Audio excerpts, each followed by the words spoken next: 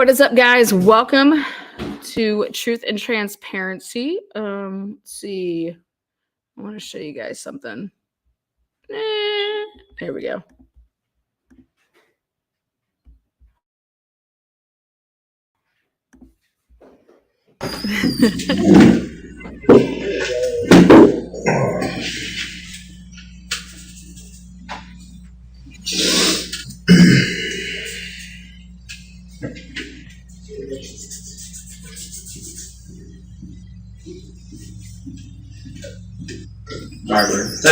Thanks for coming in. Like I said, to you at your house, just kind of want to verify some things with you. Just so you know.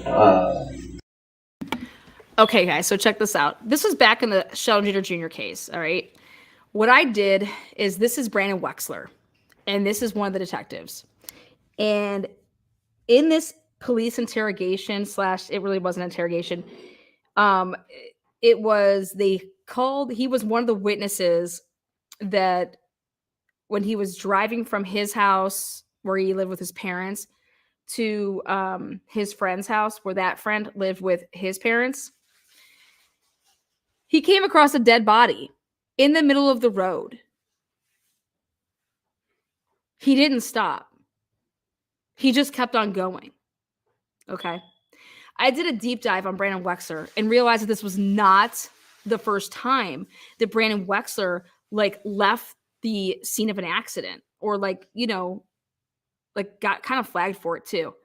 So Brandon Wexler was, again, he is driving from a suburb in Beaver County to another suburb in Beaver County.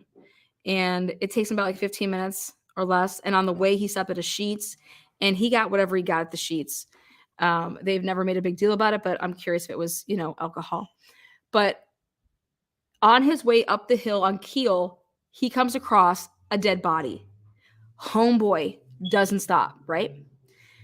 Then he goes past the dead body, okay?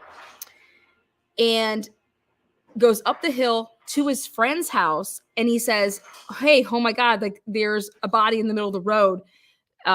We got to call the police. We got to call 911. We got to get back down there."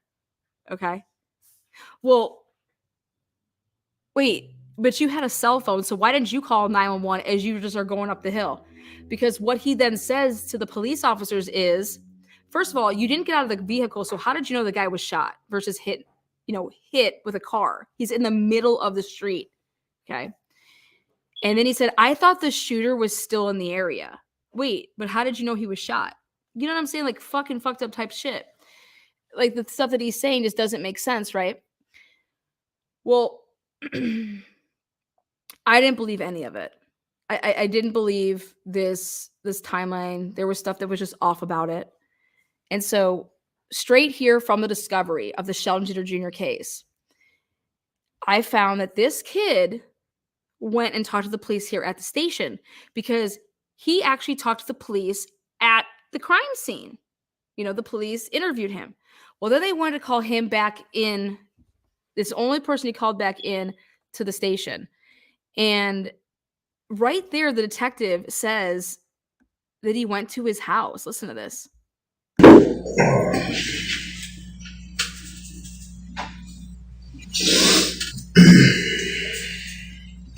I'm about to show you how all the corruption works in life. This kid itching can I get one of those? Thanks for coming in. Like I said, to you at your house, just kind of want to verify some things with you. Like I said to you at your house, then I pressed pause and I said, "Wait a second. Thank you so much. There is no report that this cop or detective ever went to Brandon Wexler's house. When the fuck did that happen?" This is supposed to be one of 2 encounters only that they've ever had with this witness. Well, right there, I pressed pause and I said, "The fuck this guy talking about? He didn't. If he went to Brandon Wexler's, where's that report? Because that ain't in no discovery, and that could possibly be exculpatory." The reason you're going to hear some echoing is because I enhanced this audio so that I needed to hear what happens outside of this door. You're going to see. See how he closed the door to talk to this boy? Now watch. Yeah. Just so you know, this room is being recorded. Okay. So, I know we spoke the night of, and you said you had left your house in Rochester and you stopped at Sheets, and you drove to the scene there on Keel Street. If we could back up and start that night, just so I'm right, you left your house at Reno Street, right? 853. 853 Reno Street. Then you drive directly to the Sheets in Rochester.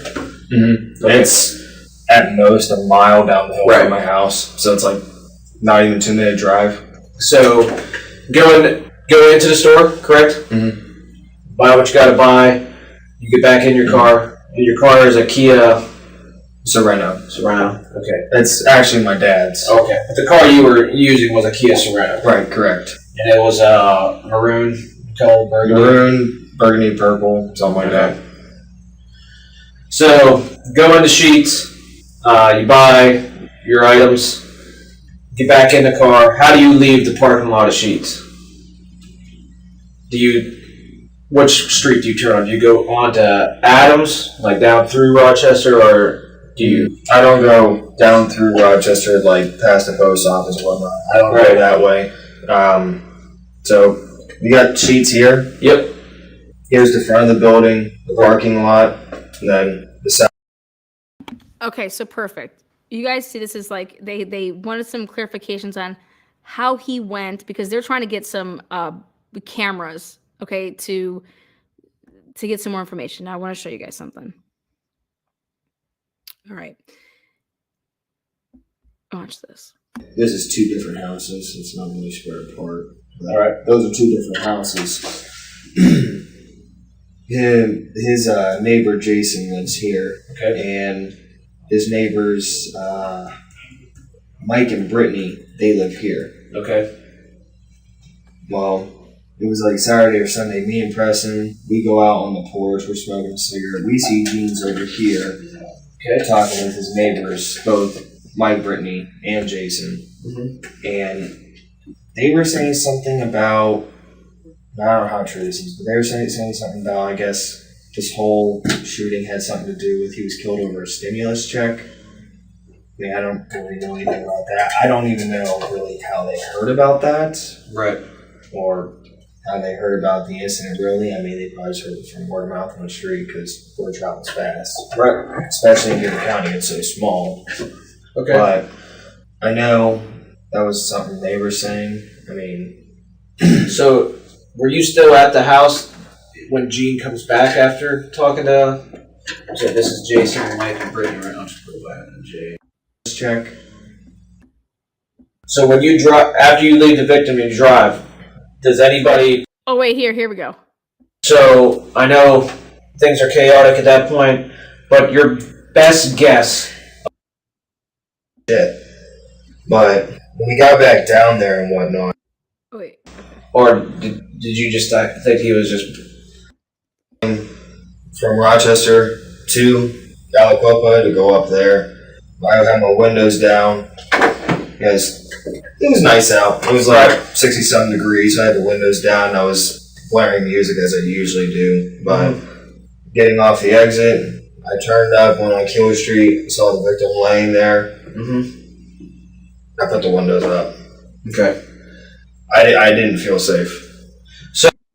So you make a left on Keel Street. You approach the victim. Your windows were down. You were blasting music.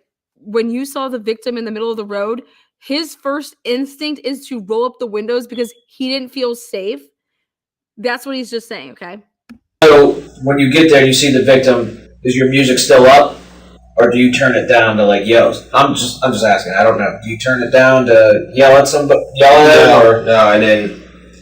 What's actually funny is whenever I pulled up onto Keel and witnessed what was there, my music actually was done playing.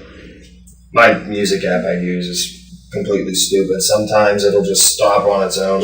Okay. Yeah, technology. Did you?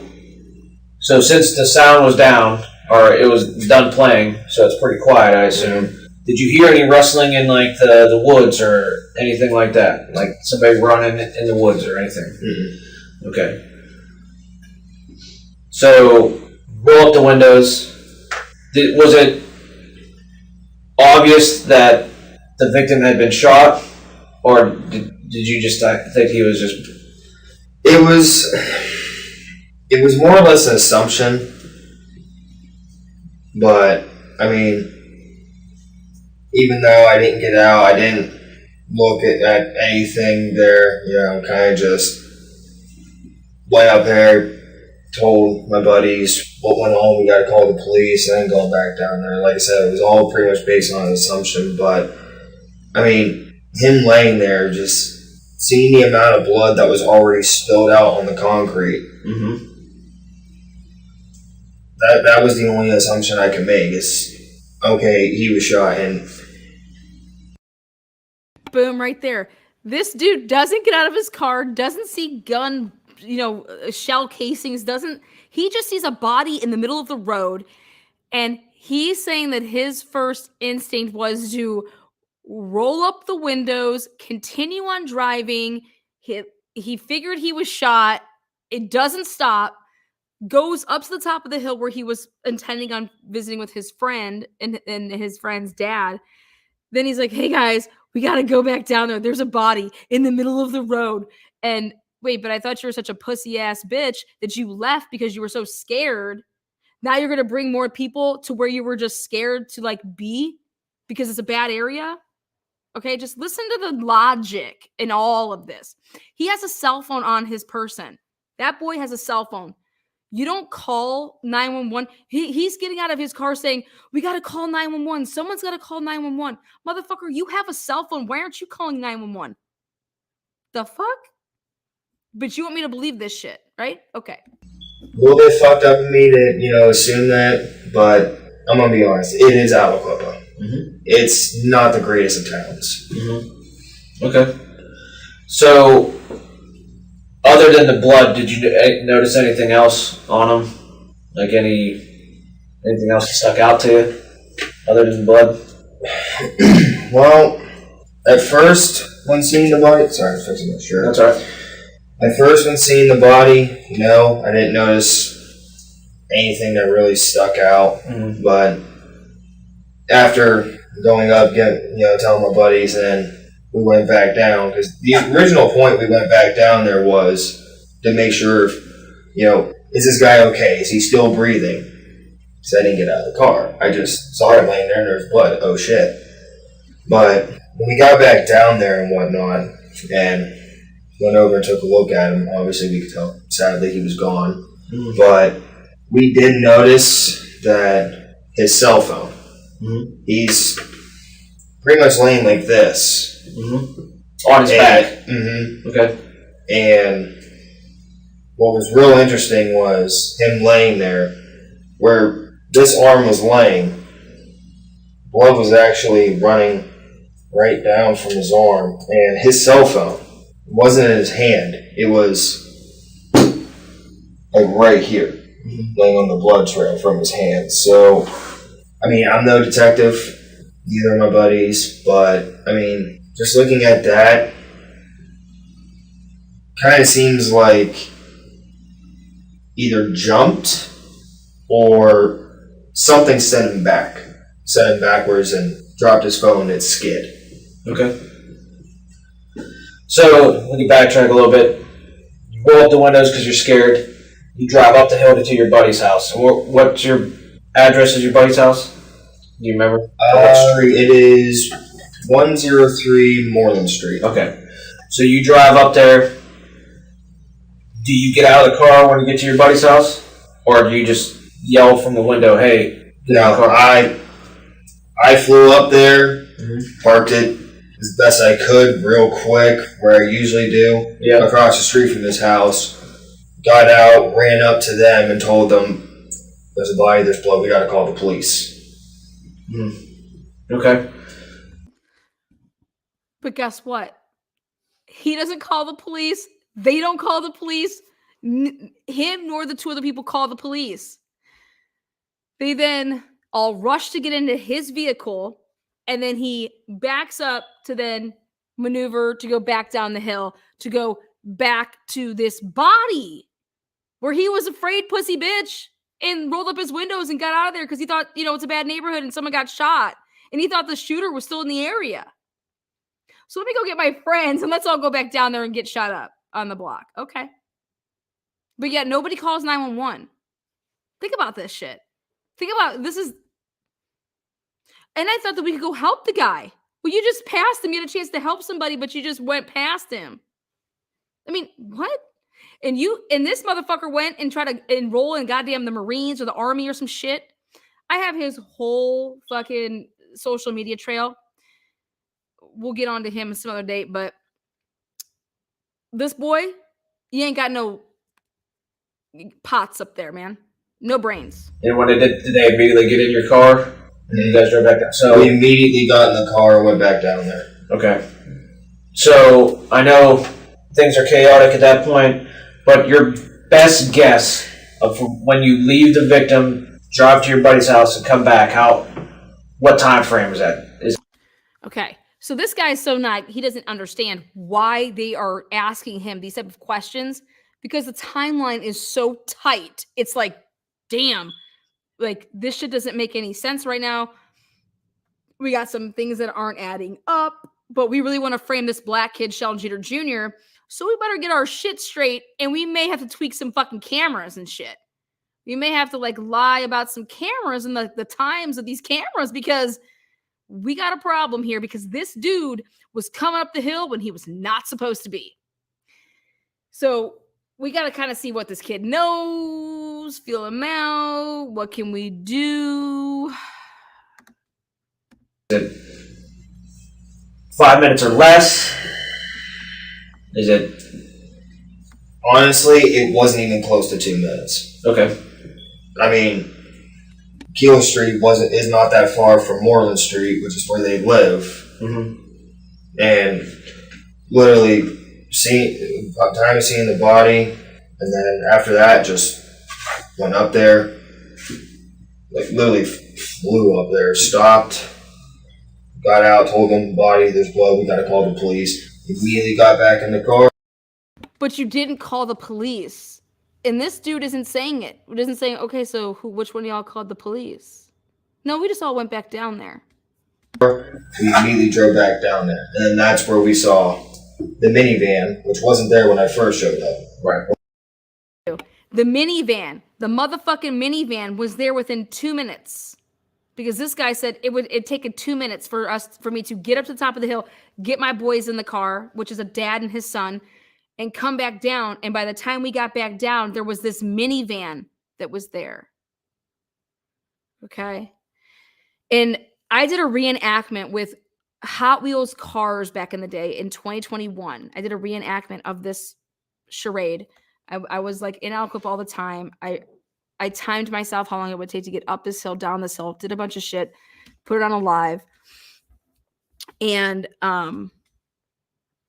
so he's saying, it took 2 minutes, okay?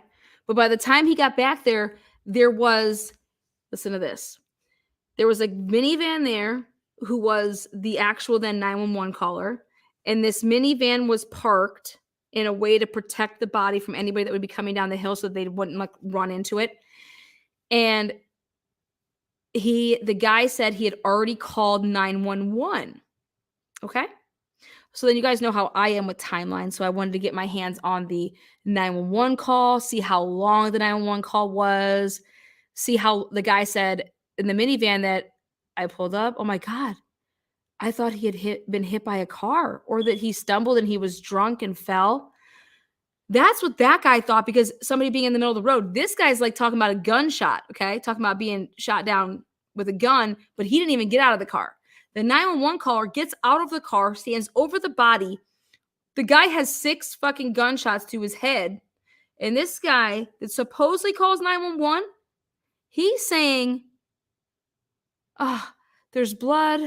I think he was hit by a car. That's what he says in the 911 call. I have the 911 call now. But I'm trying to put all of this in a time frame because the timing matters, okay? Because when I was digging through this discovery, like crazy person, right?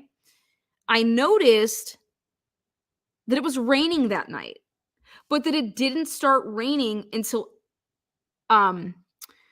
it was not raining at the time of the crime. It started raining I guess you could say after the crime, you know?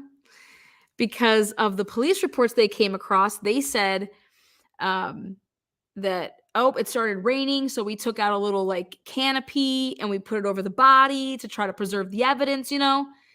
And so they pop up this canopy and they put it over the body. Well, I'm going through all of this video, these pictures, videos, anything I get my hands on, right? But I noticed that the police car, when it pulled up and it's parked, it's all dry underneath it. It's all dry underneath it, meaning that it got there before it started what? Raining. See where I'm going with this? This guy, his fucking car, it gets there, and I looked underneath his car, and it was wet underneath, okay? And then I see this big old, I'm like, where's this fucking minivan in any of these pictures of the crime scene because it was blocking the body? Well, the 911 caller who was driving the minivan says, oh, one of the officers asked if they could move my vehicle up and out of the way.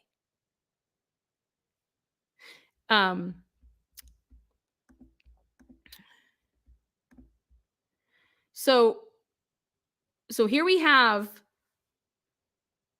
a police vehicle that's there before it starts raining, a crime that happens before it starts raining, and the first witness that just said it took him 2 minutes to get back down there, his vehicle has fucking water underneath it.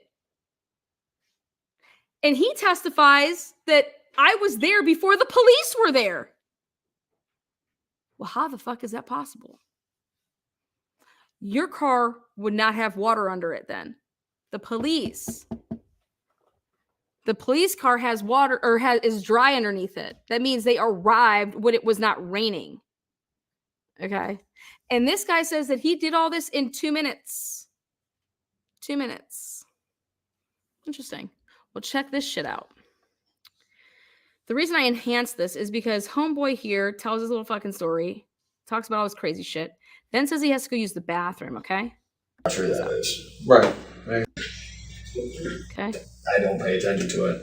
Okay. So I honestly can't remember if it was up or not. Okay. Let me check with my partner. We're just gonna show you a short little video clip. We think it's you driving up the top of the hill. We just want to make sure that that's it. Mm-hmm. If you can take a look at it for us. May I use the restroom real quick? Or? Yeah, I just gotta walk you back out to the lobby. Okay. All right. Yeah. Sorry. No, that's all right. Okay. So right here, he needs to go grab his partner because he's going to show him a clip to make sure that this is his car, okay? And this dude, it has to go to the bathroom, okay? Now, they did all of this interview right here in this room because it's being recorded, right? Remember that? Okay. So now they're going to show this kid a clip to see, hey, is this your car? Okay. Now check this out. So he says he has to go to the bathroom. So he walks to the right. Now, do you see how there's that mirror right there? The door is open and you can see that mirror. Now, this is why I enhanced the audio because I wanted to be able to hear the stuff that was happening like far away from the mic, not close to the mic. Okay. So let's take a listen.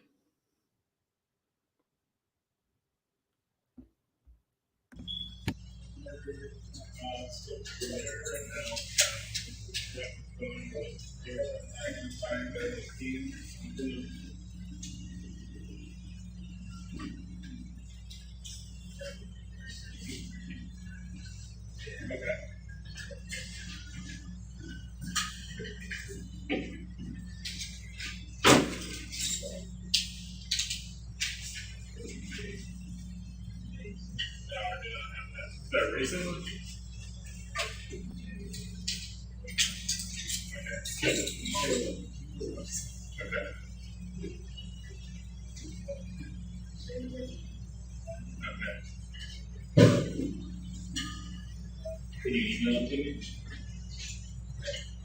Or Romeo, Twitter, BOUGH.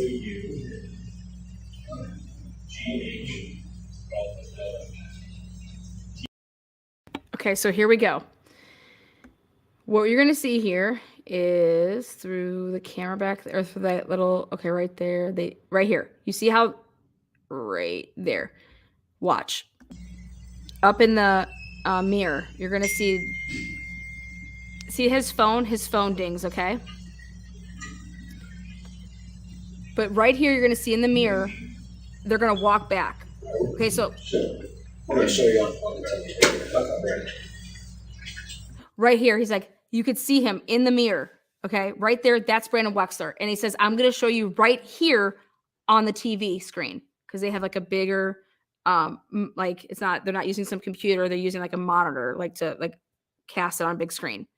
Okay, now remember, this was supposed to be an interview that would happen on audio, visual, everything, right? What does he say in the beginning? This is being recorded, right? Right. Now check this shit out. Okay, so the times are wrong. He says, okay, so the times are wrong. He says, okay, you heard him right there. Okay, so the times are wrong.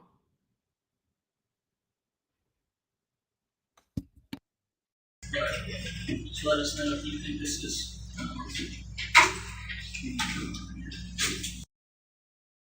Let us know if you think this is. So this is Keel Street, and this is Shaw Street. So this is Keel Street, and this is Shaw Street. Okay, that's what he just said. Okay, so Moreland would be up that way. You understand where we're at now? Right. So Moreland Street would be up that way. Do you understand where we are right now? Okay. This is why I enhanced it this way, okay? Check this shit out. I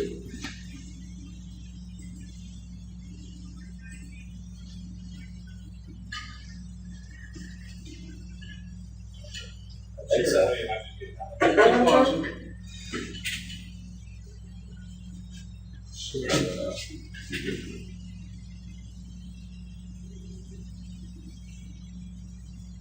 So.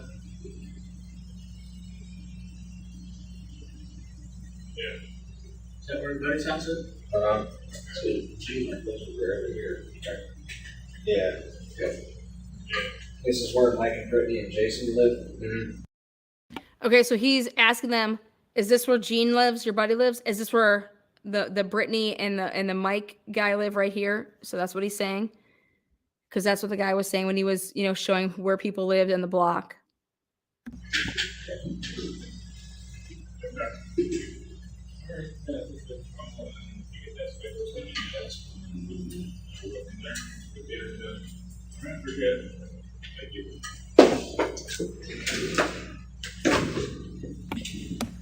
Woo! Got you fuckers. This motherfucker goes and closes the damn door. Wait, hold on a second. I thought this was to be a recorded interview so that it could be seen and heard. And now, oh wait, they're telling each other something. And it's like, oh shit, the fucking recorder's on. We got to go close that door really quick, because this is why I enhanced the motherfucker, because I can still hear through the door. This is why I enhanced it. This is the motherfucking Pennsylvania State Police. Welcome to the game, motherfuckers. You want to talk about Idaho 4? You better start talking about the Pennsylvania State Police Department. They realized that they could still be heard. This room was being video recorded and audio recorded. And what does this cocksucker do? He closes the fucking door. Why? Why? This is an interview, and all you're trying to do is have this fucking redhead pick out his car. You want to talk about some Karen Reed shit? Well, unfortunately, Sheldon Jeter Jr. isn't a blonde fucking bombshell. He's black and he's a male. That's who they're framing right now. That's what they do. This is some sick shit. This was in the discovery, though. So you're going to sit here and tell me that a lawyer went through all this and didn't catch this part of a fucking interview to see what the fuck they just did? No, you're lazy or you're in on it. And I don't give a fuck which one it is, but this is what you call, what's the word? Oh, corruption. Right in front of your faces. Now, I enhanced this as best as I could because we're going to still be able to hear stuff through the door.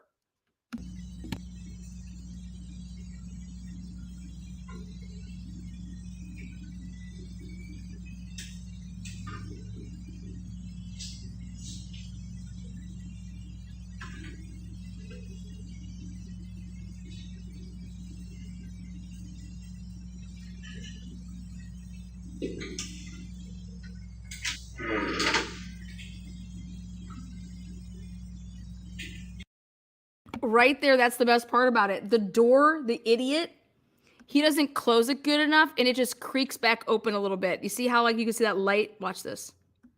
Rewind it just a tad. Okay, now pay attention to the bottom of the floor. Okay? This is how anal I am. This is how I do not let anything go unturned. Watch this shit. This is why I ever enhanced it to the point of this magnitude. So watch. He's going to close the door. But now I want you to keep an eye on the floor. Watch the floor.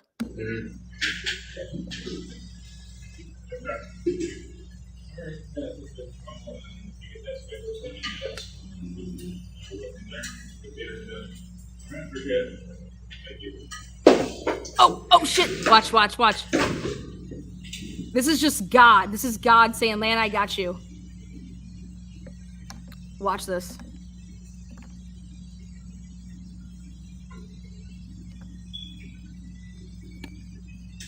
Again, pay attention to the floor. Hear the creak. Hear the creak. Pay attention to the floor. You're going to see that it opens up the door. This is God right here.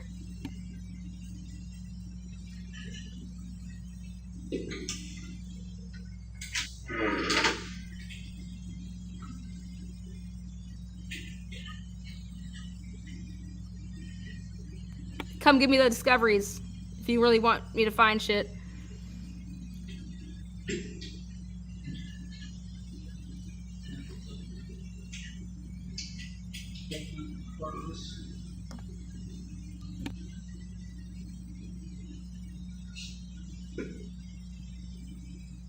Go back down and go right.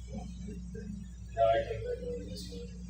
Yeah. Back up like that? Yeah, that would do it.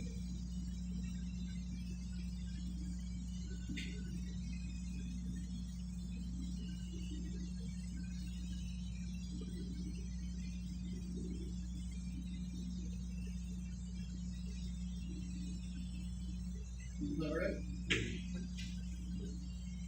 Came up there, told them what had happened, told them what was there, they would call the police, went back down. But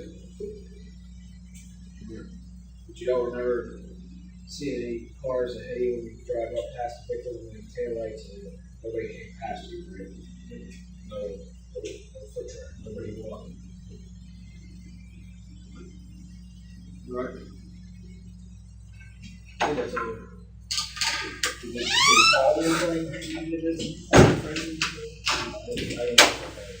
just trying to get a better time on his camera.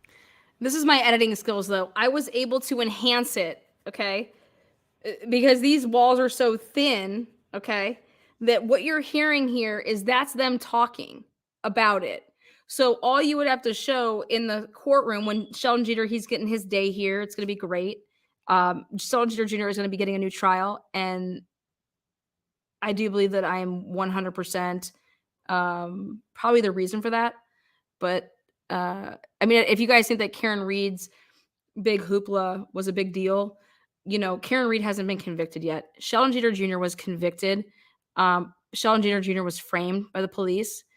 I came on too late, but I came on at least in the time frame that I was there for the trial. And I was there and able to find out that one of the jurors was the neighbor of Rachel Del Tondo. Okay. So then what I was also able to figure out was that she lied in her voir dire. So you guys want to talk about the Scott Peterson case and remember how they want to talk about that juror who lied? Okay. Well, now think about this. Think about somebody not divulging the information that, Rachel Del Tondo was gunned down in front of her parents' house. That's the neighbor of Rachel Del Tondo. And Sheldon Jeter Jr. was one of the prime suspects. Okay. But we should not look at, her mafia boyfriend, ex-fiance at the time, and not look at the cops who worked on his payroll, right? We shouldn't look that way. We shouldn't talk about the fact that Rachel Del Tondo couldn't go to the police because she was afraid of the police because they were fucking following her. Okay. And I love the Del Tondo's parents. I love Sheldon Jeter's family. They're like a second family to me.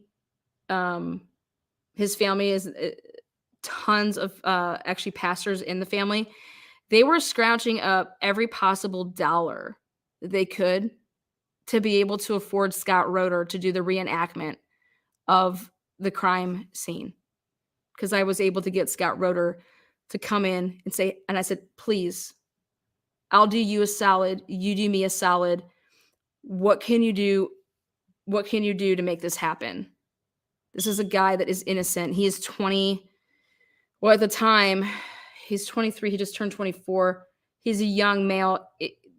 The cops fucked this dude. I can prove it. I can 100% prove it. This is proving it. I can prove it. They buried evidence. I could prove it all. I did it all. I did a little podcast on it. But what I noticed that the crime scene photos, I noticed that the blood and where the shell casings were in this case, and then obviously that the cops were there before it rained. Before it fucking rained. That means they were there because guess what? The body being outlined, it was dry underneath. It was dry underneath Tyreek Pugh's body. Just like it was dry underneath the fucking cop car that was there. But the witnesses who said that they were there before the police arrived from the 911 call, it's wet under their cars. That's called science. That's called God saying, if somebody would just look at this and be able to dig and find this, they can prove with science that Sheldon Jeter Jr. did not commit murder. And the police were fucking involved in this. And I fucking proved it. I took it and I said, here you go. You have to, this boy didn't do this. He did not murder his friend. This is a fucking setup so that they can go and try to frame Sheldon for the Rachel Del Tondo case. They wanted to set him up as being a killer because they couldn't rope him up in the Rachel Del Tondo case because there was too much shit would come out about other people. Bottom line is that this is evidence. This is scientific. This is forensic. So when I was looking at the Tyreek Pugh crime scene photos, what I noticed is Tyreek Pugh, the blood of a man that's laying on a incline like this, head here, up top, legs down here. So if you're going to be bleeding out your nose, it should go and fall which way? If I'm leaning and I'm laying like and my body is on a tilt, it should be coming if it's going to come out of my nose, it's going to come down around like my mouth, right? Tyreek Pugh's blood. This is how I know this is a secondary location.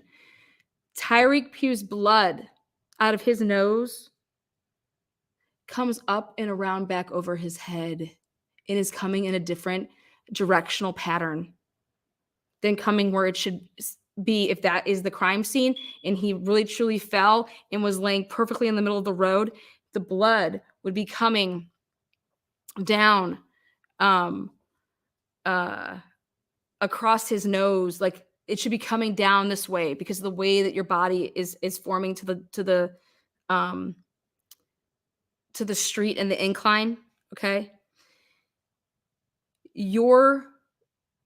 And I'm going to show you guys who I then contacted to prove this out of it. Well, not only can Scott Roeder prove that based on in the where these shell casings were and stuff like that, Then I went ahead and I did all of the digital stuff, all of the steps taken because Sheldon had an iPhone.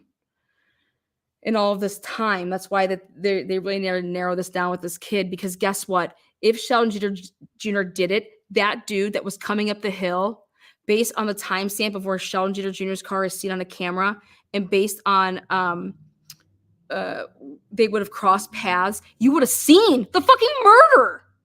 This dude would have seen it. This dude would have seen it if it was Sheldon. He would have seen Sheldon.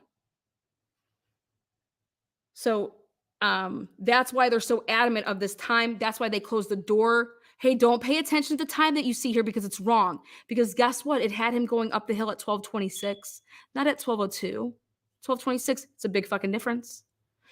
Then they had, and they said the guy's camera was off 26 minutes. They fucked with all this shit. But who has to close a door like that? And how does this video that's in discovery never come out in trial for Sheldon? In his first trial, he had no witnesses. What the fuck did his defense do? Got on their knees and blew the prosecution. Straight up just, here, fuck us. So, yep, gravity is a bitch, PSP. You're goddamn right it is. Because the pictures, okay? Have you guys been watching the Idaho staged crime scene of the murder-suicide with the wife? Okay. Let me show you guys something. So you want to know how I'm tying this all in? We have Pennsylvania, who's in on the case with Brian Kohlberger. Pennsylvania State Police. Shit, man. They are just as trained as Idaho State Police, okay? So we have Idaho State Police. We have the PSP people. And I had the luxury of dealing with them in a unrelated case with Sheldon Jr.'s case. I was like, holy shit, that's who's fucking involved. That's who was in on this arrest of Brian fucking Kohlberger. I said, oh my God, you gotta be kidding me. We went from Idaho State Police, now we got the PSP. I said, holy shit, these are the two. Fuck the word even corruption. They're just dumb. Maybe we should just say they're just not smart. I don't give a fuck. Say whatever you want. So the prosecution of this dude that's the Idaho ex-trooper, they brought in a blood spatter slash they brought in a forensic expert. And I was watching it the other day, like 2-3 nights ago.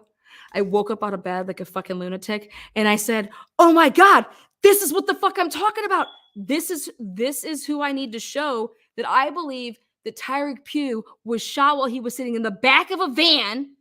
Okay.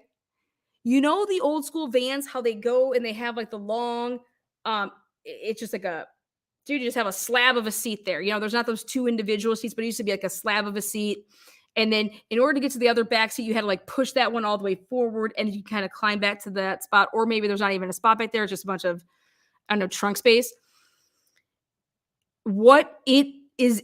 So Richardson, the 911 caller, I was able to, a bench seat. Exactly. Bench seat. Thank you.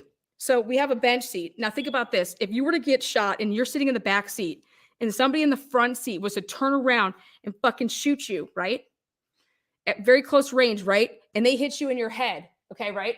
Your head then is leaning back up and over the seat and all the nose blood is going which way? It's then coming up and out like that. Okay, it's not going down like this. It's coming up and back. The reason I thought of this is because of the 911 caller. The 911 caller, I was able to track down that where he was when he made this 911 call, it was not standing over the body.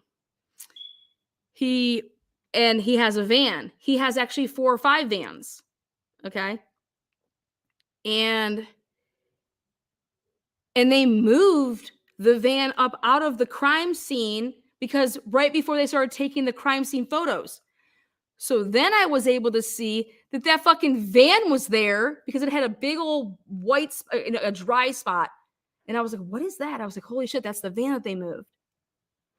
You're not supposed to move anything. If a car is there in the crime scene because there's an accident or whatever, you leave it there. It's part of taking the pictures of the crime scene. This cop named Alex from local police gets in the car, asks the guy, "Hey, can I move your car? We need to move it out of the way. Do you care if I move it up over here?" This is allegedly what they're saying. He gets in the car, the van, and he moves it up out of the way. And then they start taking the pictures of the crime scene while people are being interviewed at the crime scene. And I was able to notice that in one of the pictures, they were able to catch that big dry spot. And I was like, hallelujah. Oh, thank you, God. The dry spot is the fucking van that got moved. Okay. So that van was there and parked before it started raining. So does the cop car. The car that's not is this motherfucker's. And this was the X factor that happened in the midst of everything. And they weren't expecting this. Okay. Because you can't block off everything. And this dude's car, when it comes back down, you look under his car and it's wet. And he says, and so do all three people. All three people say that they got there. Well, they only asked, I should take that back. They don't ask them the question of, they just say, oh, the guy told us that he had already called 911. They don't say, okay, was 911 there? Like, were they already there? You know what I mean? Oh, he had already called 911. But science is science. But this guy, he says that he was there before, and so does the 911 caller. The 911 caller slips up and says that, yeah, they came down, and when they got there, I had already just got off the phone with 911, and that they had gotten there, and then 911 was right behind them, the police. No. Science would say otherwise. Because of what is underneath the cars. It's dry underneath the police car, and it's dry underneath the van. It's dry underneath Tyreek Pugh's body. And it's wet underneath this dude's car. Take that and smoke it. You show that to the fucking jury, Sheldon Jr. is a free man. Not to mention that a juror was the neighbor of Rachel Altondo. That's going to get him a new trial, and he deserves his new trial. And there's a ton of evidence that never made it in. There's evidence that should have been hella suppressed. Who drives a car and moves it out of a crime scene? Oh, that cop? He then went over to Sheldon Jeter Jr.'s house that night, and then he gets in and moves Sheldon Jeter Jr.'s car. So this motherfucker is just touching everybody's car, right? And then there would be gunshot residue that they test Sheldon that night. There's nothing on him. But then imagine that there's gunpowder residue on his steering wheel a little bit. Oh, that's funny. Isn't that the cop that moved the car? And he also moved the car of the guy that was driving the van. People don't move cars. Even if somebody gives you a right to here, I'll sign off on you searching my car. If you're going to plan on taking it, aren't you going to tow it? Who the fuck is driving vehicles? PSP, that's what they do. So this cop got in the witness's van, moved it, and then 2 hours roughly later, he gets into Sheldon Jeter Jr.'s SUV and moves that motherfucker. Awesome. And this never came up in trial because y'all didn't read reports. I wrote them for you. I put that whole shit in order, and I was like, dude, this is insane. But now, let me show you what I'm talking about with this Idaho blood. Let me see if I can. This is just sick, though. But you want to talk about also here, right here, this is corruption in your face. Doors open. Watch this pussy-ass bitch close the door. Yeah, you a pussy.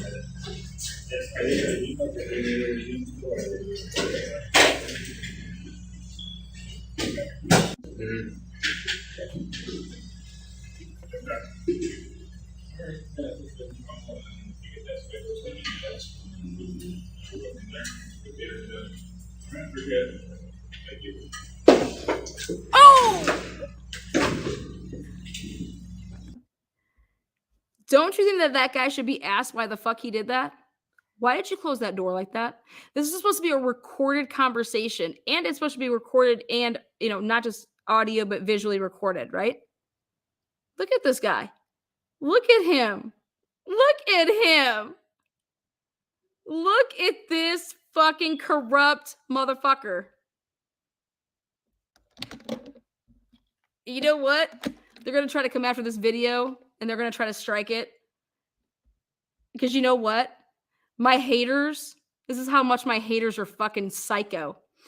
I am proving that a guy, a kid, a young male, black male, was fucking framed for a murder, but they'd rather, because they hate me, they're going to use what I'm putting out here. Hey, go put this and go give it to that John Paul motherfucker and go give it to that reporter and go give it to the PSP police department. And all I have to say is karma's a bitch, motherfuckers. Karma's a bitch. It's clear as day that this is corruption and I'm proving it and I prove it all the time. But do you want to know when my videos come down, you know who does it? It's those fucks on YouTube, that fucking potato mouth motherfucking woman, Debris. What's her name? Critical. What's her fucking stupid ass shit? I don't even know. All these people that can't tie my fucking tennis shoes, they said, okay, well, we're just going to go tell the police department that you're playing this. And we're going to go tell that reporter. And we're going to go call the attorney general on you. That's what they do. All because, listen, you're going to fuck with a guy who is innocent. You're going to fuck with him because you don't like me.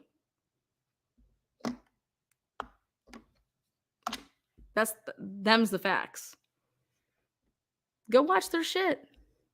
I'm over here like, dude, right here, a cop, a detective realizes that the door is open and what they're telling this man is that don't pay attention to the times, they're wrong, and we need you to identify your car. Is this your car? But don't pay attention to the times because they're wrong. These people don't even know that yet. You know how I know that? Because I have the discovery that says that. But they're telling this guy, don't look at the times. We'll handle that. You know, pay attention to this. Because the kid knew what time he went up there. The kid, and then if it was just so much on the up and up, why would you have to close the door? What's the problem? Do you think if a jury saw this, how do you think that they would feel about this? I'm going to tell you how a jury would feel about this. A jury would have never convicted Sheldon Jeter Jr. Never in a million thousand years. And in fact, like somebody says, where's the Brady violations? The two lawyers, these weren't public defenders that defended Sheldon Jeter Jr. I want to know who bought and paid for Sheldon Jeter Jr.'s attorneys, truthfully. I want to know why they were the ones on the case.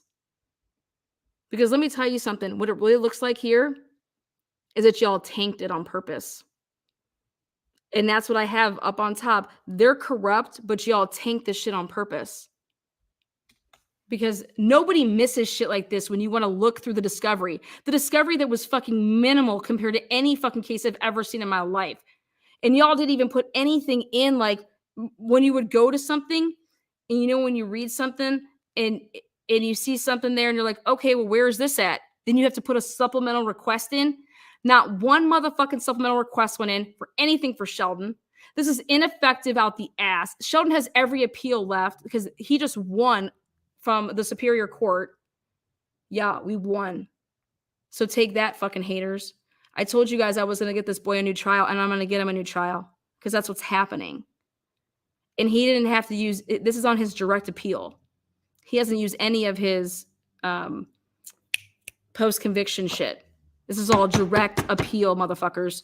Take that. Put in your pipe. Smoke it. Nicole Ford, keep doing amazing work. Love her over there. But when you want to mix up Pennsylvania State Police working with the Idaho State Police, we have some fucking problems, man. We need to start looking, okay? Because these people are corrupt as fuck. And I just showed you. And what are they gonna do? Come knocking on my door? Come knocking on my door saying what? There ain't no gag order. Fuck your gag order. There ain't no gag order. There ain't shit. I can put out whatever the fuck I want to put out. Only thing that's fucking tied up in court is the fucking trial transcripts, motherfuckers. So take that too and fucking smoke it. Haters gonna hate, and I love every second of it. Keep talking about me, because I'm newsworthy, I know. Bella said it. Bella was like, "You are on one tonight. You're gonna fucking put all this shit out here, aren't you?" And I said, "Probably," because I'm pissed. I'm tired of. I don't cover cases that are like, if I see there's nothing for me to cover, you know. This case, this dude didn't kill Rachel. He didn't kill fucking Tyreek. But I can tell you what, I think I might know who did.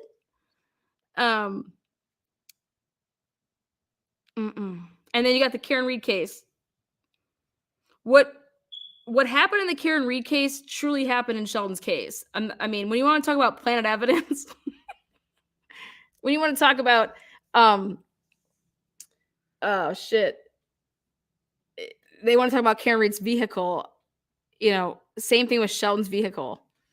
Sheldon's hands, nothing, no gunpowder, no nothing.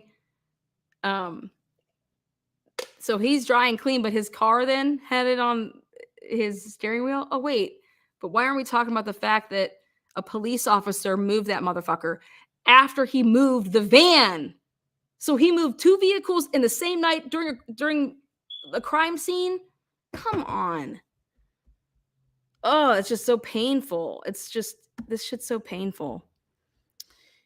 I'm trying to talk in Bob Mata to, I know they have a license over there to practice in PA.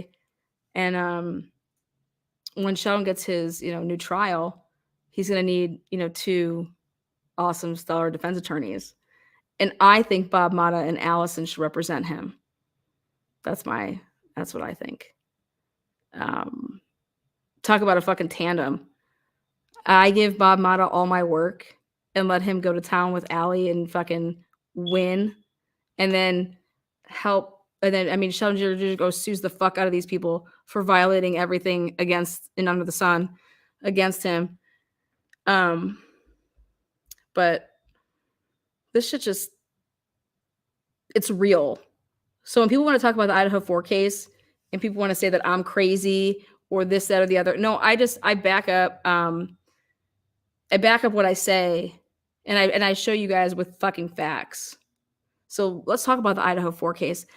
Do you know how many of these videos are probably in the Idaho 4 case? Meaning that you got to sit through these and you got to go through these videos, because you can't go through some fucking report that these cocksuckers wrote up, because this shit ain't the stuff that they write. And it ain't even sometimes corruption, guys. They're just not good, And if you don't know the case, how about this? When you have 120 people on the case, I was just told to go there and interview this person, okay? But if you don't know the case, then how do you know what questions to ask this person? There's got to be follow-up to it, right? And so I think it's just like, there's the corruption part of it. Then there's just like, if you had me go interview somebody and I don't even know what I'm supposed to be interviewing them about because I don't know the case, how can I interview them? What do you want me to ask them? You get what I'm saying? So like, you can't. And then if I didn't interview other people based on what they then tell me, how do I know that it would not be consistent with other people and what they're saying? I don't know that. I don't know how to keep digging. But if I was the person that got to interview multiple people, and then therefore I can hear that, well, God, Dylan said this, So, and then Bethany's telling me this, like something isn't adding up here. But if two different people interview both of them, you're not gonna, there's no subs, there's no, like, you can't do your job.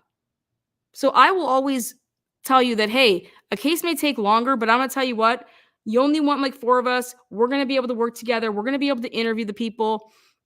We're going to know when we ask somebody a question or multiple questions that something's off here. Because if I only interview you, I have nothing. And then I just take the report and I hand it in. The fuck? Like you just, that's not that. Now that's corrupt. I just feel like when you set yourself up for failure, is that a part of corruption? And I say yes. That's how you know stuff will go unfound. You know what I mean? That's how you know you can bury things. Is that, hey, you're going to be in charge of this person. We're bringing all these other people and go and send all these people to go interview all these people. Then they're just going to put a fucking report on your desk, and that's, and then you're going to go through these reports. No, I want to go through the actual, like, the footage of them being interviewed, because those reports, those are just like a couple paragraphs of what that officer thinks is important. How do they know what's important? They don't even know the case. And it's no knock on them. Like, they don't know because they don't know the case. Yes, it's a lie like by exclusion. Yes. And so when somebody wants to say, do I think somebody's corrupt? No, I think that there's flaws. And are those flaws by purpose? And I think yes, they are. And I think that's been going on for a long time. And I think that that's people's way of not getting in trouble. But they most certainly know, especially if they know who did. How does a cop move two cars in a crime out of the crime scene, and then they get into the suspect's vehicle and move his, and then attempt to drive it, and then it breaks down? Then they have to call a fucking tow truck to then tow the fucker. That's what happened in the Sheldon Jeter Jr. case, with Tyreek Pugh. A cop gets in the car. They don't lay down a police blanket, like a big old yellow or orange blanket, to protect and preserve the evidence, and then have the cop sit on that. There is no, bright orange blanket. But then guess what I got my hands on? And miraculously, when the car is sitting there waiting to be processed in the morning, it has this bright orange blanket on the front seat. Well, when you roll back film, because the neighbors across the street from Sheldon Jeter Jr.'s house, they set up cameras on purpose because Sheldon Jeter Jr. was being, like, literally stalked and hounded by the police because they were trying to, get him caught up in that whole Rachel Del Tondo case that took place 2 years before. And it's still unsolved today. And so his aunt lived across the street, and they put all the cameras in there and had them all shining so that they were on the house of Sheldon where he lived with his grandfather, who's a pastor. And they had them facing, like, the road when you're coming up. And do you know, by God, they went through all this footage? Yeah, Junex Towing is who did it. Well, where it ended up, it's not who did it originally. But they went through all the footage, and not one of those police officers can be seen taking a big, huge, bright orange blanket, that's an evidence blanket, and putting it in the front seat to preserve the evidence. Nope. What you see is nobody opening up a trunk, nobody putting the blanket in, and then them just getting in the vehicle and then just leaving with it, not preserving anything.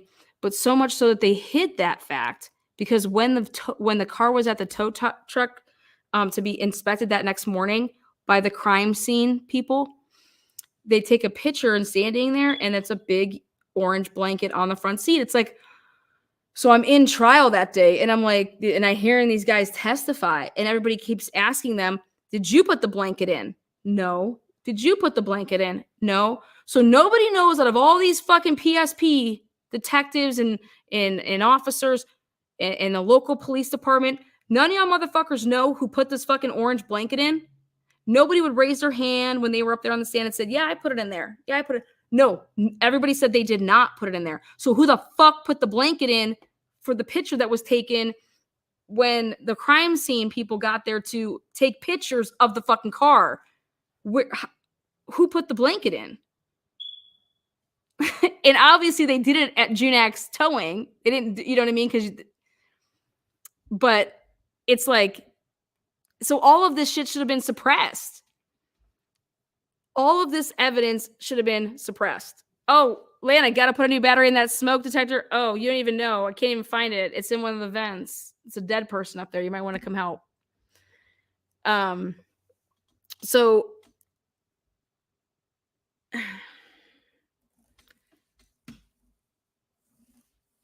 And then you got the juror who's who asked her dad for help on how to see the verdict. Okay. And then and then she said that she was going to ask God, and well, God became a 13th juror, okay, in this case. And I mean,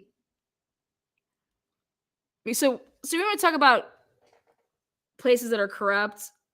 Beaver County is one of the most corrupt areas, but thank God Beaver County got their DA lost. I told you Lozier was going to be out. Thank you guys for everybody that went out there and voted. We could not move forward without y'all. I'm telling you, thank you so much. David Lozier, that racist piece of shit, fucking gone. He's out of Beaver County. He is no longer the DA. John Paul no longer has anybody to suck off to get information, and vice versa. To pump out. John Paul's getting pumped out probably wrong information. But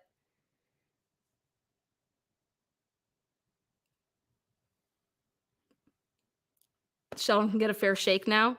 I think other people that hopefully Jamie Brown, he did not kill Officer Nime back in 2001. That was literally a police killing police, and they blamed a black guy in Aliquippa. And then Rachel Altondo, they gunned her down in 2018, the teacher. God. Hearing and talking to her dad, man, it's so hard. Like,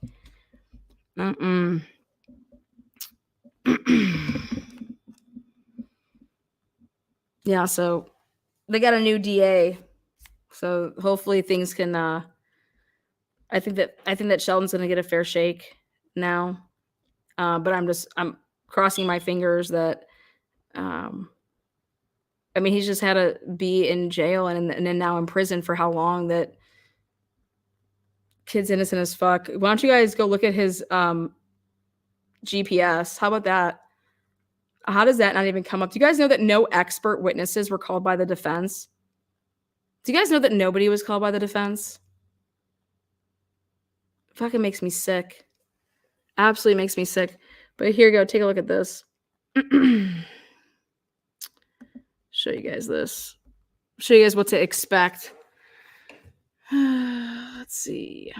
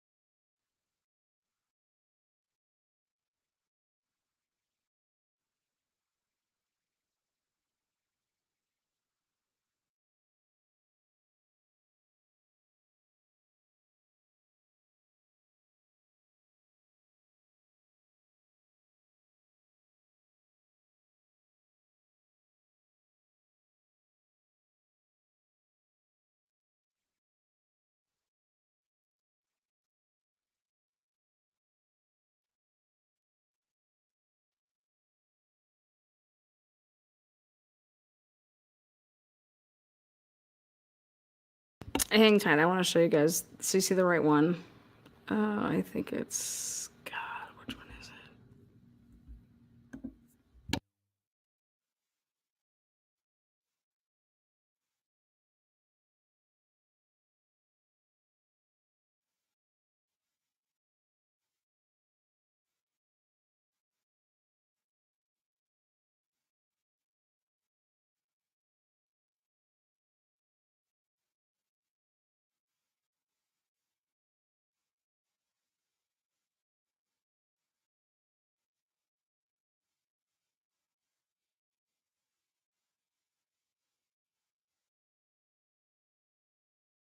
One second.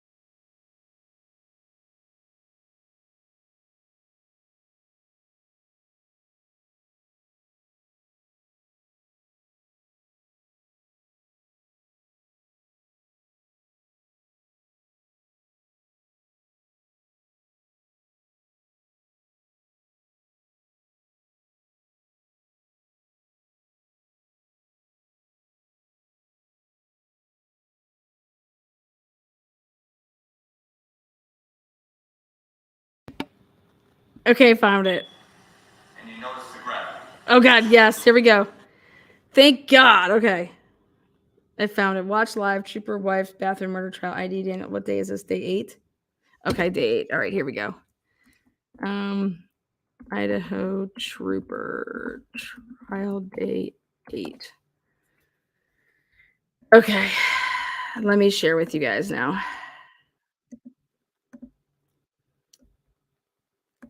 All right, check this out. Blood flow in terms of textured surface. Exactly. In terms of directionality and your explanation. Okay, so watch what this guy does. Elongated stain. And then if I rotate it, and we'll see if there's something that has enough volume. See how that is, there's not enough volume yet to make that flow? So I'll do it as weak as possible. Okay, so watch what he So does. I'm now taking the blood,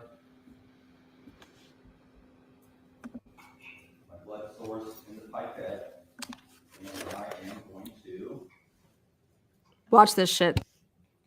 This is everything. put some of the blood. They did a demonstrative exhibit in trial. I cannot believe this. This is amazing. Watch this. Show where I start here, the jury. So there's I made a little divot in the styrofoam head to kind of have the blood cool. And I'm trying to keep her position of the head, of the styrofoam head, so that gravity doesn't affect it. But if you see how it's cooled up there, in that little divot in the styrofoam, and then, just to show here. Here he goes. So again, if I were to put this styrofoam head in the position that she was found in the tub, it would run down her face toward her chin. But if her head is moved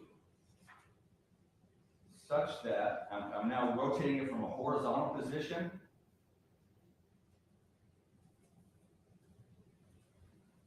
and I'm rotating it again, I'm flipping her head backwards, in position backwards. And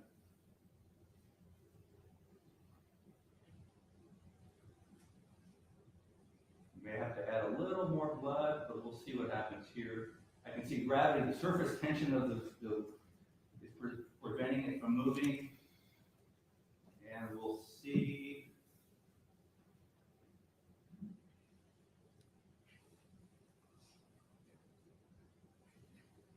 Okay, so I'm tipping your head back more.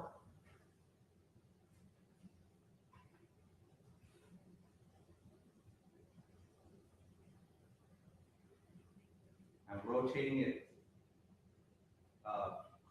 clockwise.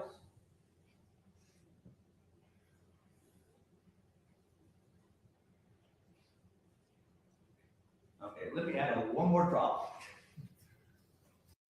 How hour or so.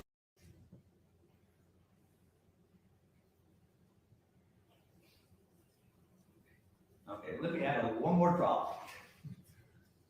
This is like real life crime scene blood stain training here. So you add a little bit of blood, a little bit more volume. Okay. Be way more blood in this too. So like, just Now, put fucking blood up on that. Tilt her head back again, the styrofoam head back, and there's definitely more volume there. There she goes. Okay. And that's exactly Tyreek's blood went back. Continue that flow, and you notice the gravity. Okay. So now, let me dab that.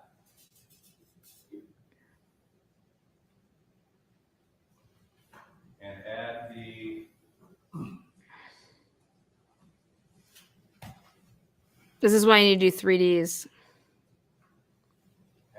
blood source again.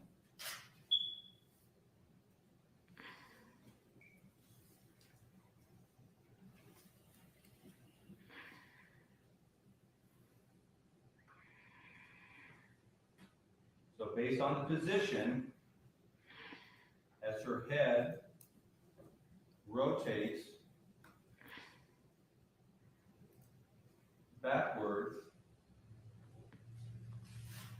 to a point where gravity's effect, it has to be rotated a little bit back. And then now, this is what I want you to see. As her head then tilts more backwards, more up, that's what documents the position of the Sharpie pen on the styrofoam head to be in that position as the blood flow on Kenny's face. So it was a change of direction to allow first rotating and Yes. counterclockwise, but then her head had to flip way back for that stain to make that little turn to the right. Yep. And so we'll let this dry. And again, it may flake off, but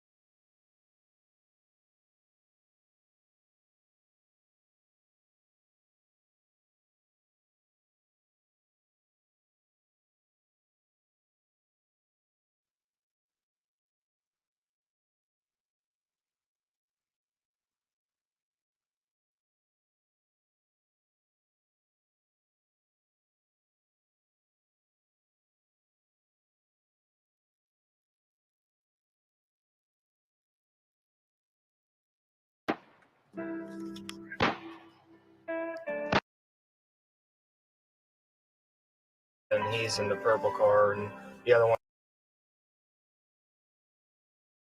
Okay. I had to call him. I called.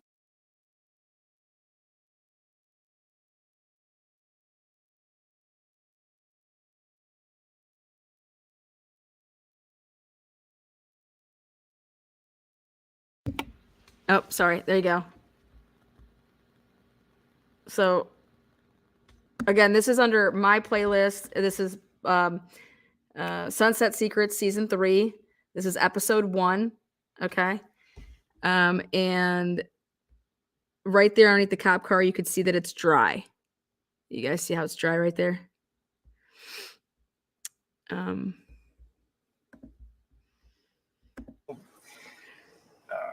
Apparently Aliquippa. Do you see right there? That's where the van was moved. See how it was dry? See how they put up this Papa tent here? Here, within about 30 seconds of getting out of my van. Okay. So, I mean, basically, where your van's parked at right now, just past the body, is that where you stopped at? Did you move the car at all after? They did, yeah. They moved it up. Who did? When I came in, my lights hit him. As soon as that hit him, I went across the enough in case traffic came down the hill so nobody could run them over. And who moved the vehicle? One of the officers down there. Okay. They asked me if they could. I said, sure. All right. They moved his fucking car. You see the body, pull your car into the middle of the road, you get out, you went over, you said you nudged his leg to see if he'd wake up.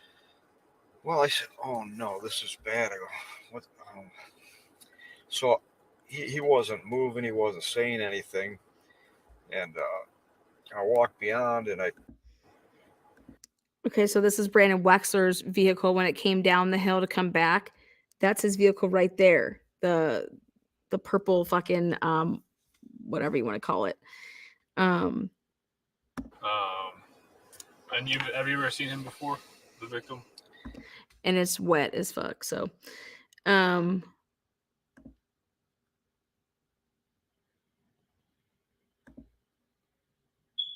see that? And have you ever seen him before? Perfect angle. The victim? no, I don't believe I ever have. How long do you think you've been down in the area? Not a leg like that, you know. So I immediately Look at the police car. See? Dry under there. I said, holy shit. Holy shit, man. Holy shit, man. called. Okay. I had to call him. I called apparently Aliquippa down here within about 30 seconds of getting out of my van. Okay. So, I mean, basically, where your van's parked at right now, just past the body, is that where you stopped at? Did you move the car at all after? They did, yeah. They moved it up.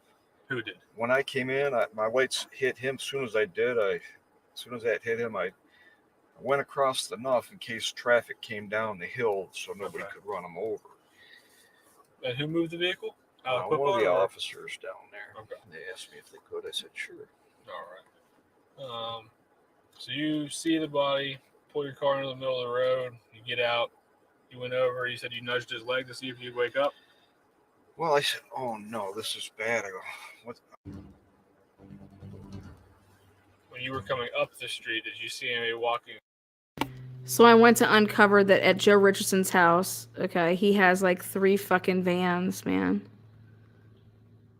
And Aliquippa over this location. Good telephone number? Because I was actually 11:35 and 11:40. Well, turns out I called police at 11:39. 11:39. Okay. Yeah.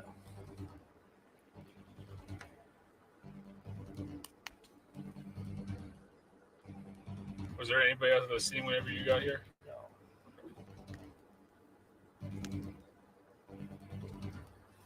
When you were coming up the street, did you see anybody walking away? Did you pass any other cars? No. Okay. No. that's the van. Nobody. One of 4. I just expected to come like every other night, come right around the bend, and go up and go home. That's it. You know. Okay. It very much surprised me to see somebody laying in the road. And, what did you do? I thought, well, maybe it's wet. That's the location. He could have been drunk, or he might have got hit by a car. I couldn't tell, but I have this little flashlight I take out of my pocket, and I said, "Oh shucks, he's bleeding," you know. But when I looked closer, it was like blood was running out of his ear. I tapped on a leg like that, you know. So I immediately called. Okay. I had to call them. I called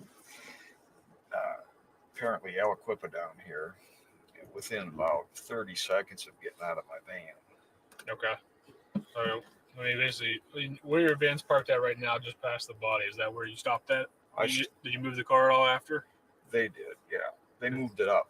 Who did? When I came in, my lights hit him. As soon as I hit him, I went across enough in case traffic came down the hill so nobody could run him over. And who moved the vehicle? One of the officers down there. Okay. They asked me if they could. I said, sure. All right. So you see the body, pull your car into the middle of the road, you get out, you went over, you said you nudged his leg to see if he'd wake up. Well, I said, oh no, this is bad. I go, what? So he wasn't moving, he wasn't saying anything. And I walked beyond and I just tapped him on his right leg like that. And I hadn't even noticed all the blood on the road. I thought that was just like water. Okay. Well, I shine a light on it. I go, oh no, it was thick. Yeah. So when I called, I said, I really think he's dead, to be honest with you, because it's just too much damage, Yeah. And while you were down there, other than his leg, did you touch anything else? No. Did you move any of his clothing? Nothing like that? Nothing. Okay. And it looks like there might be a cell phone next to the body. You didn't touch that at all? No. I saw that. That's where it was sitting at? It was laying just like that, face down in the river there of blood. All right. And how long do you think it was until the other gentleman showed up here? I would have to say, after I called the police, he showed up probably. The car came around the bend about 30 seconds after I hung up with the police. So that was a very short call. And as I was waiting for somebody to come, they said they wouldn't be long. And this car came around, and I was flagging my light at him so he wouldn't maybe try to get around my van. Mm-hmm. But he said, oh, we know about it. Because the other guy said he drove up the hill to his friends and then he said, we got to go back to see if he's dead, because he thought the guy was dead. Okay. The guy laying on the road. I did not. I thought he got hit by a car. Gotcha. And who was the one that was saying that to you, that you already went past it once? The one that already went past it is a red-bearded. The red-bearded one. Okay. So that's his vehicle, as far as you know. Mm-hmm. Yeah, he said it was. He said it was. I didn't realize. I thought when he said he ran up the hill, I thought he was on foot. Okay. But no, it was his car. He just shot up the hill for, I guess he needed more eyes or something. Maybe he was scared of the dark. I have no idea. Okay. But he said that he saw it. Maybe he was scared of the dark. Back, so all three of them showed back yes, up. because when I was trying to slow them down, make sure they didn't run him over, they said, nah, we already know. He told us. Okay. And when they got on scene, did they touch anything? Did they check the body? No, they never got close to it at all. They did not. Okay. It's conflicting statements. Where I was standing when I stopped them, that's as far as they went. Okay. And I was. That's a lie. That's a motherfucking lie. Anybody else show up other than paramedics and the firefighters, anything like that? Nobody else that you saw? No. And they got here right quick. I don't think it was as many as 2 minutes. 2 full minutes, they were probably up here. Okay. And have you ever seen him before, the victim? No, I don't believe I ever have. Okay. How long do you think you've been down in the area? I think I've been on the street for close to 5 years. Okay. Maybe 4 years anyways. So you work at the airport and then just drive back on the weekends? Yeah. Wow. Well, I started out, well, since I came here, that it's all driving because flights weren't easy. I used to fly back and forth, Okay. And, keep a car each place. And finally, How many after renting minivans? once, I said, no, I could buy a house here for $7,000, so I did. There you go. Wait. Is there anything else that you think would be pertinent to the investigation? Anything I should know? Anything I may not have asked? No. Look at this, y'all. What is that? What do you guys think that is? What do you think that is? It's just that That's Joe I would Richardson's say house. it's a quiet neighborhood. I thought it was quiet, anyways. That's his You house. can hear That's Joe Richardson's, the 911 caller's house. He's up on the hill on Jones Street. White dude. It's predominantly black. White dude has all this shit on his fucking whatever. And pin drop. I mean, in the summer. he's saying it's so quiet you can usually hear a pin drop. I like literally spit my motherfucking drink out when I heard this man say this shit. Okay, because wait till you hear what the other witness says. He lives right up there too. White dude. Can you imagine this? It's all black around there and it's all white dudes that are witnesses, but whatever. Summertime, kids walk around the block, but I'm on Jones Street, you know. So I just figured, because there was a guy, his name was Bill, and Bill used to walk up the hill, and I'd always coming around here at 11:30ish. Bill, you want to ride? Because he's coming from one of the bars or something.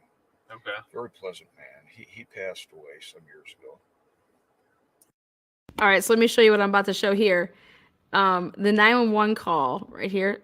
The 911 call traced back to 1140 Harmony Road, Baden, Pennsylvania, not Keel Street. Bill, you want to ride? Because he's coming from one of the bars or something. Let me show you how far this is. Very pleasant man. He passed away some years ago. When he'd jump in, I'd give him a ride to his house, you know. Yeah. I thought this was one of them, you know. Yeah. They just going up the hill. But, I mean, my other guy was my neighbor. I knew him, you know. Mm-hmm. And, I mean, obviously, you're driving this road pretty often at the same time every night. Have you ever seen yeah. anybody else consistently other than Bill? no, but there's seasonally in the summer, it's not uncommon to see somebody walking up and down this hill around after dark, you know, say 10:30, 11. But I'm a first shift guy, but on Fridays I work an extra shift for another guy who wants off, you know. Okay. I make the extra money. Yeah.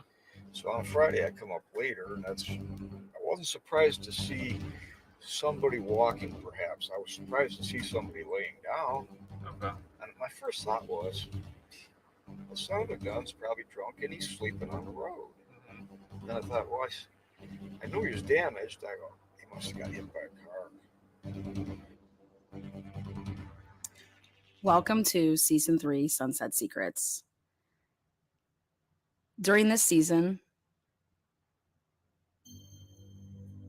the investigation of the homicide of Tyreek Pugh will be on full display, pointing out the errors, pointing out the discrepancies, and most of all, bringing to light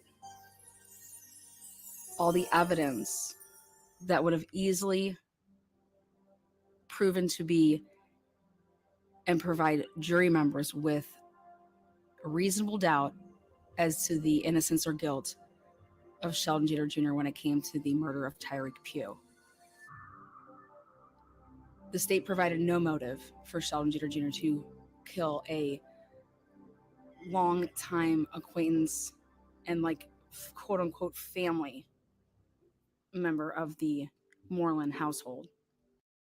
Okay, right there, that is the judge. That is the judge who married the juror. Okay, y'all, check this out. Can't make it up, man. You cannot make it up. Look at that. Guilt of Sheldon Jeter Jr. when it came to the murder of Tyreek Pugh.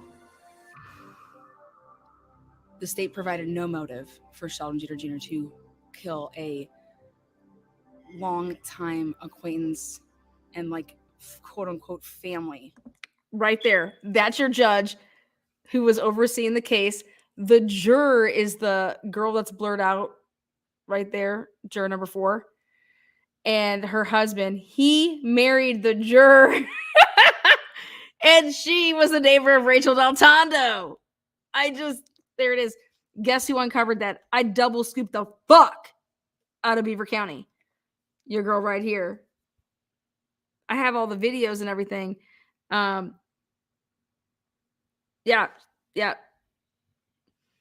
So KDKA, you know who's your daddy. Aliquippa, how my baby mama's feeling tonight. member of the Moreland household. Season 1 followed the actual trial in 2021. Season 2 went back to 2001 and talked about the Jamie Brown case and showing similarities with investigations being derailed and purposefully led in a different direction. Season 3 now will show the state's case and how they went about investigating, or lack thereof, of leads with witnesses, witness contradicting statements, when I found the out crime that scene, she lives here. There's a neighbor.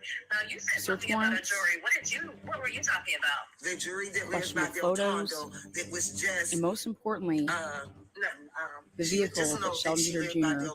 was driving that evening, as well as surveillance cameras and the authenticity of time stamps on those surveillance cameras. Everything surrounding Tyreek Pugh's homicide relies heavily on surveillance cameras and 4 witnesses that eventually ended up at the crime scene that evening. Alico, Pennsylvania is home to about 9,000 residents. And one of those residents, who was a part-time resident living on Jones Street, was the 911 caller the night of May 15th, 2020. It is an Aliquippa. I wish I knew the name of this road, but when you get off 51, you go down Franklin, you make your first left and go right up the hill. Right up the hill.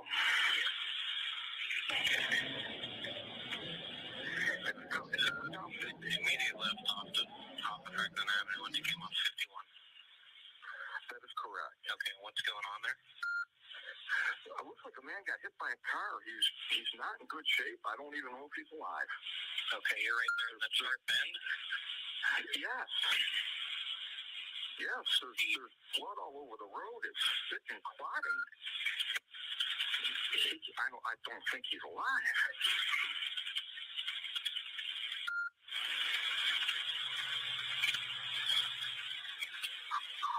Are you still there? Yeah, I'm still here. We're getting everybody sent up there. Can I have your name, please?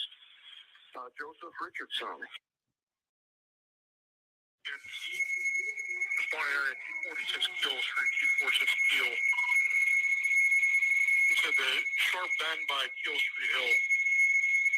A male down on the ground appears to be struck by a vehicle, unresponsive, severe bleeding. Copy, Connie.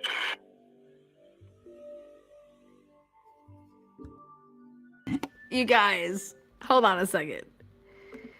The Keel Street is so long, okay? It's a long street, all right? Check this out. Why would the dispatch know that it was in the bend? How does the dispatch know that where this dude is talking about on Keel Street, there's like a couple different bends, okay? This windy ass road. Listen to what the fucking dispatch says. It's like he already knows. Vehicle, unresponsive, severe bleeding. Are you still there? Yeah, I'm still here. We're getting everybody sent up there. Can I have your name, please? Joseph Richardson. Right up the hill. That's actually a document right there. See, dispatched 234147, on scene 234210. Dude, Aliquippa's never made it to any scene that quick, okay? Those cops were sitting right over across the street or right there at the same time. It's all good, though.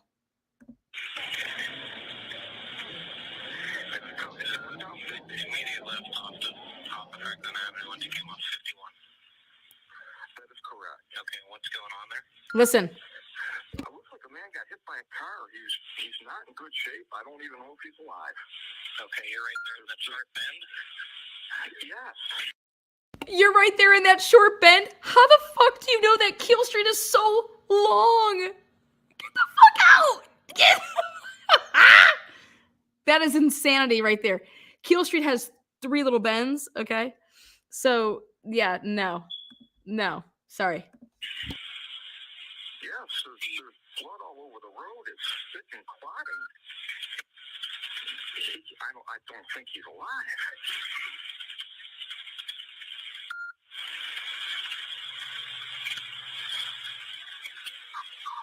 Are you still there? Yeah, I'm still here. We're getting everybody sent up there. Can I have your name, please?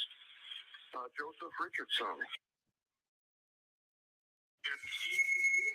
Fire at 46 Kill Street, 246 Keel. It said the sharp bend by Keel Street Hill. A male down on the ground appears to be struck by a vehicle. Unresponsive, severe bleeding.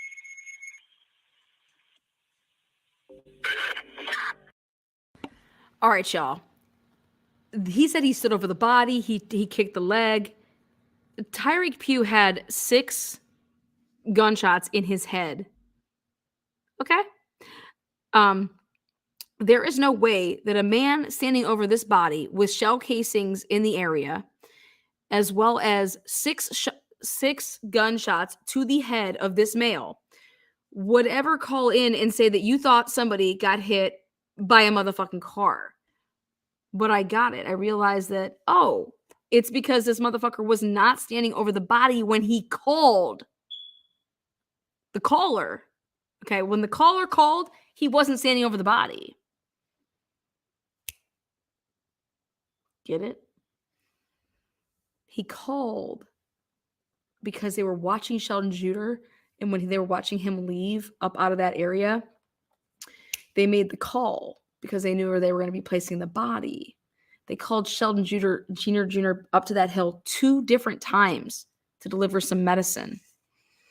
And on the first one, I don't know if they were ready, but they had him come back around a second time. And Tyreek Pugh was with him. Tyreek Pugh got out the motherfucking car. Yeah, that's right.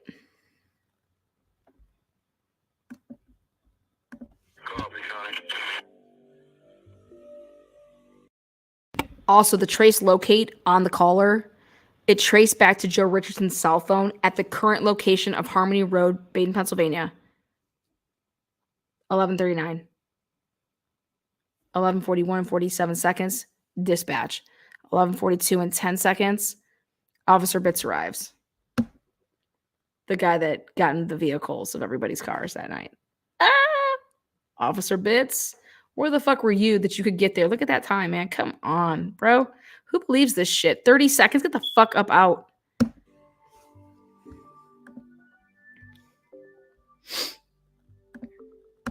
This is a setup.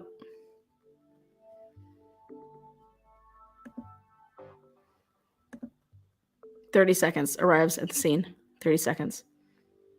2 Alcoba officers arrive. Dispatch and response to victim. Boom, boom. But guess what? One of those officers was not even working that Again, night. there was only 2 officers that responded from Aliquippa. That would be Bitts, the 509 badge, and then Trello, the 508 badge. They were the only 2 dispatched. They arrived on scene. But when PSP and the first 2 arrivals for PSP arrive, let's take a look at their report of when they arrive, because that's what begins the crime scene log. The crime scene log. It should also be noted that the 911 caller stated that within 2 minutes, they were there really quick. Within 2 minutes, there was, somebody there, an officer there. Well, according to the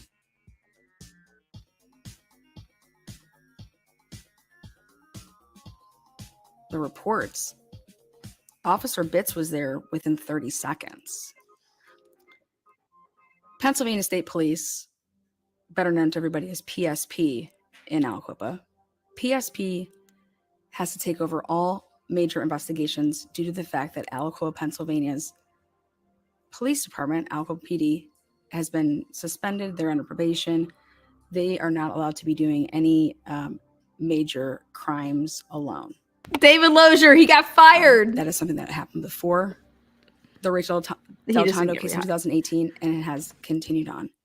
Aliquippa Police Department has always been under the scrutiny of corruption. And this case would be no different. Officer, or I should say trooper, Trimbetta would be the first PSP arriving officer on scene that evening, and he arrived with Trooper Smith. They were dispatched to the area of 246 Keel Street to assist with a deceased male in the roadway. Upon arrival on scene, and at that time it would have been 5:16 because it was after midnight, they said they arrived approximately at 12:06 a.m. Members of the Aliquippa Police Department advised that they had cordored off the crime scene with yellow crime scene tape. Members of the Aliquippa Police Department, members of the Aliquippa Fire Department, as well as 4 civilians were observed within the yellow tape. The deceased male in the roadway was observed to have multiple gunshot wounds. I also observed a burgundy Kia Sorento bearing Pennsylvania registration plates of this. This is how I figured out that they had moved one of the vehicles. Okay, so listen up to his report. And a silver Chrysler Town and Country minivan bearing the Pennsylvania temporary registration plates of this. Temporary plates on that van. They were both within the crime scene tape when they arrived. I then started a crime scene entry log. All persons within the crime scene tape were identified and logged on the crime scene entry log. I maintained the crime scene entry log throughout the entire course of this incident. And this would be the first PSP report done by Trimbetta, as he and Smith were the first arriving officers at 12:06 a.m. This Pennsylvania State Police crime scene entry log would prove everything in this case as far as the first gathering of the evidence at Two Cousins convenience store on Franklin Avenue, as well as the names of everybody that went inside that yellow tape. This is how I proved that PSP lied. After Sheldon's trial, I took a glance at that, and I noticed Andrew Galletti, police officer of Aliquippa, Pennsylvania Department, Aliquippa PD, 11:43, was inside and at the crime scene at 11:43. That is when Alex Bitts, as well as Trillo, that's the time that they say that they are arriving. That means The an only problem officer. is that Andrew Galletti was not dispatched. How does somebody who's not working, who's not dispatched, make it at the same time? Okay, the same time as officers that are working in the area, they get dispatched. How are we all arriving at the same time? This dude's home is like 15 minutes away, but he is at a crime scene within 30 seconds of a 911 call. Are you fucking shitting me right now? And you don't call this motherfucker to the stand if you're the defense and ask what the fuck were you doing in Aliquippa when you don't even live there and you weren't working and you weren't dispatched? No, instead, Sheldon Jeter Jr.'s defense was sucking on some big fat dick somewhere. All right? Like this is inept. Not only was he framed, but his then attorneys who were not public defenders paid for. What the fuck are you doing? This is like second grade. I'm a nobody, supposedly. How was Andrew Galletti, police officer for Aliquippa Department, Fuck out of here. as well as Bitts and Trello, how is he now part of the PD that's inside that tape? And noting that he was there at 11:43 p.m. Within 1 minute. That's him. Okay, where the fuck he come from? Bitts, Where the fuck he come from? at the same time as Trello, but within a minute or two of the 911 call. further look into the crime scene log entry, Now this is good. it would become apparent that Police Chief Lang was there at the same time as Trombetta, both marking down that they were there at 12:06. And then Trooper Daniel Smith being marked down at first at 12:10 a.m., which got switched to 12:06. Why? But Trooper Daniel Smith's name isn't till all the way at the bottom of page 1. And also, Trooper Daniel Smith had put down 0010, which is 12:10, only for that to be crossed off and added as 0006. Also, Chief Lane had 00, a weird 0, and then a weird 6. Okay, as it looks like it was written over again. Look at Chief because it was a Lane. different Look at number. Lane. Look at Lane right there in the middle. And then Look at this. Trooper Trombetta, when you look closely here, you're going to be able to see that he also wrote down 0010. Why? For whatever reason, these were changed to 0006. With the big question mark of us, why would Trooper Daniel Smith's name be so far down? He was if there. He arrived and was one of the first people of PSP. So it would be the first 4 witnesses as they have it. Then it would be there's 3 PD, Aliquippa Police Department. Then they have fire. Then they have the chief from Aliquippa Police Department. Then we start getting into the troopers from PSB, McGeary, Broader, Thomas, Miller.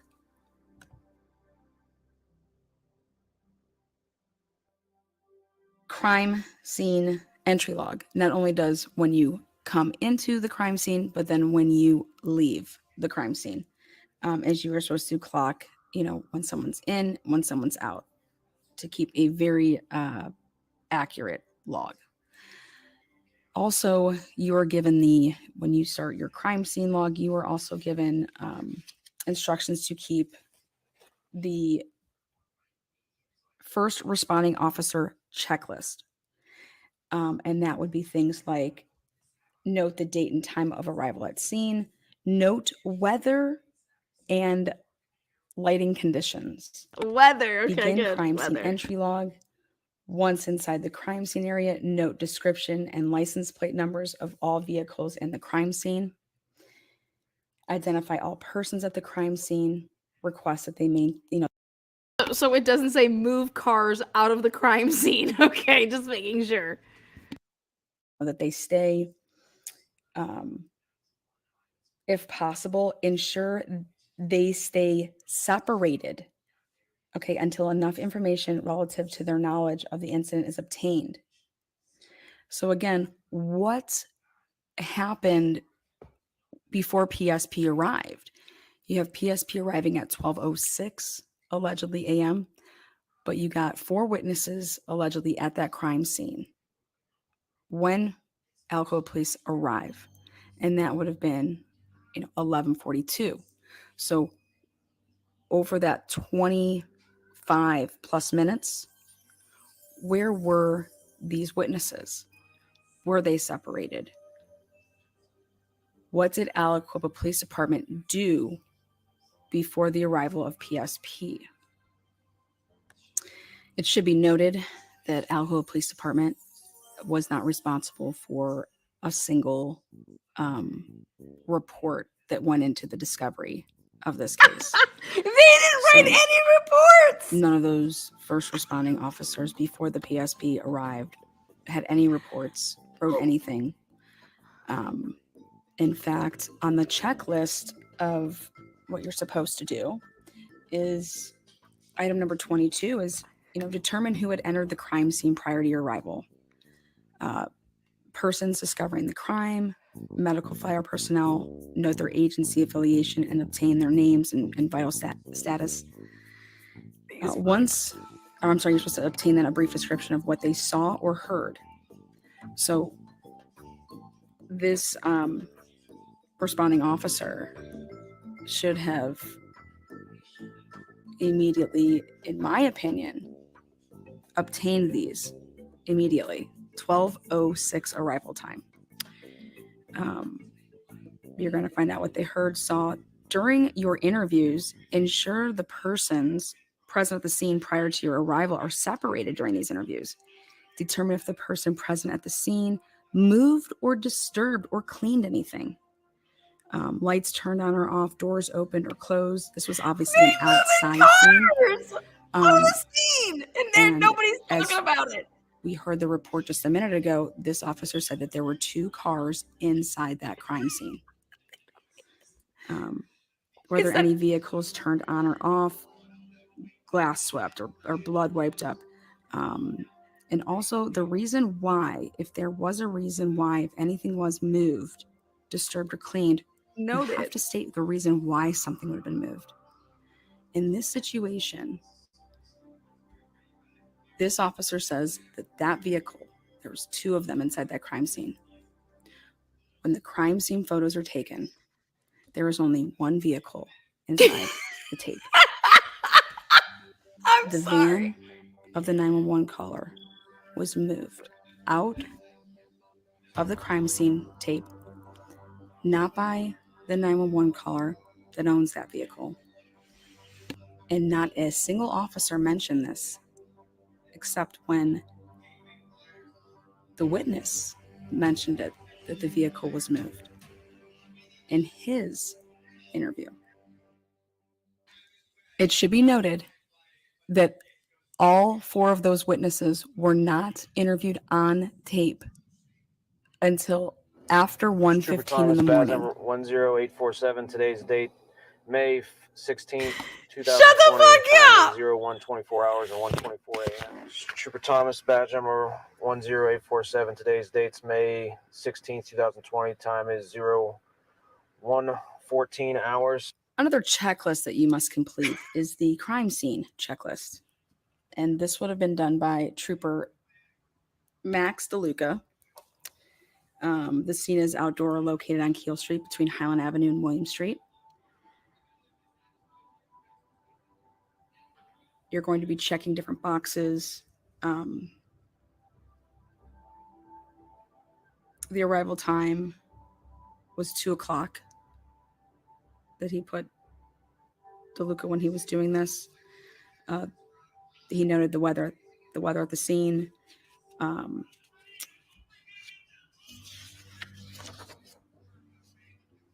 The scene was investigated without a search warrant due to it being on a public roadway. I was briefed upon arrival by Sergeant Fanella. The scene was examined for fingerprints, footprints, blood, hair, fibers, and soil. The victim was located on Keel Street in the south travel lane, down the hill travel lane. The victim was laying on his back with his feet pointed downhill. There was no indication that the body had been moved or attempts made to conceal the body. Now that's a fucking lie.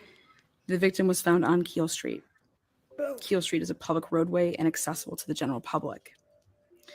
The victim has a surgical face mask resting on his chin below his mouth.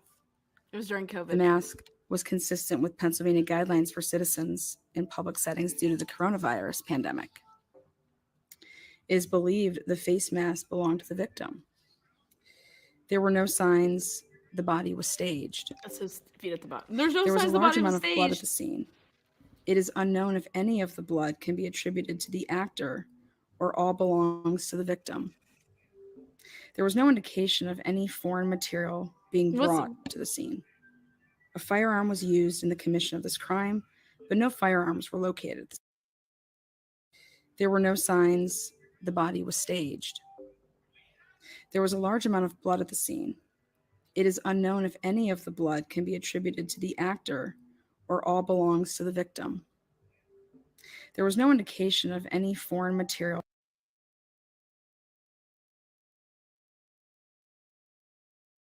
Do you guys see the blood? You see underneath that big coagulation of blood? You guys see that shit? What is that? What is that? What the fuck is that? What is that?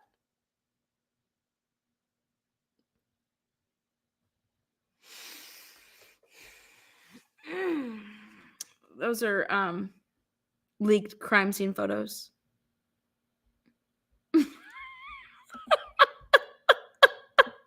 Being brought to the The scene. fuck out of here, A liars. firearm was used in the commission of this crime, but no firearms were located at the scene. Brandon was the first person to report seeing the victim's body in the street. Brandon, let's bring his ass back in here.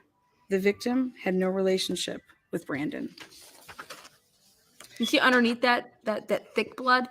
It's called Again, dragging Geoffrey is a public somebody. roadway and It's a maintained by the drag city of mark. Aliquippa, therefore no search It's a warrants motherfucking were needed. drag mark. That's what that is. Dragging The victim somebody was located and then on a planting some section more of fucking keel bullets in his that ass. had no exterior lighting. No firearms were located at the scene. 7 spent shell casings were collected from the scene. They Look at where included these 4 are. federal casings and 3 Winchester casings. So No- there's 7, 3 of one brand, 4 of another brand, okay?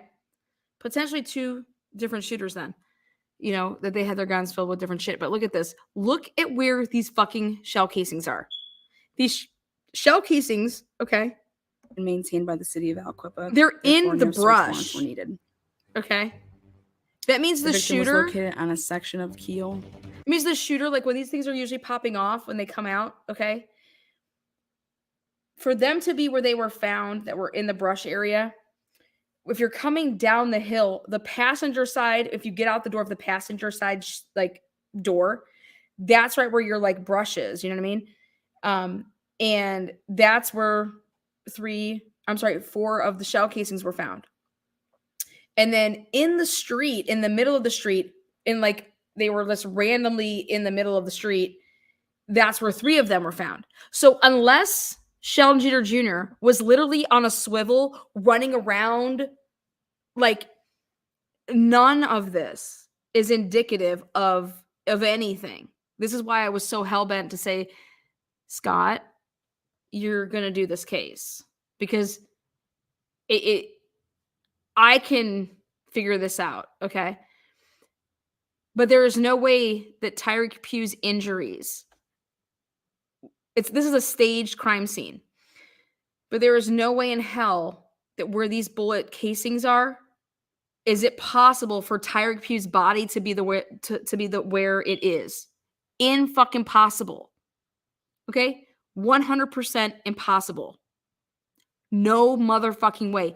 And you got these derelicts, you got these motherfuckers that are writing off and saying that nothing looks staged, this all looks great. Rewind back the film. I'm telling you, look at the blood underneath, the thick blood. That is Rotor on it? Yes, he is. That looks like somebody being drugged, okay? And then that other thick blood's after it. All right.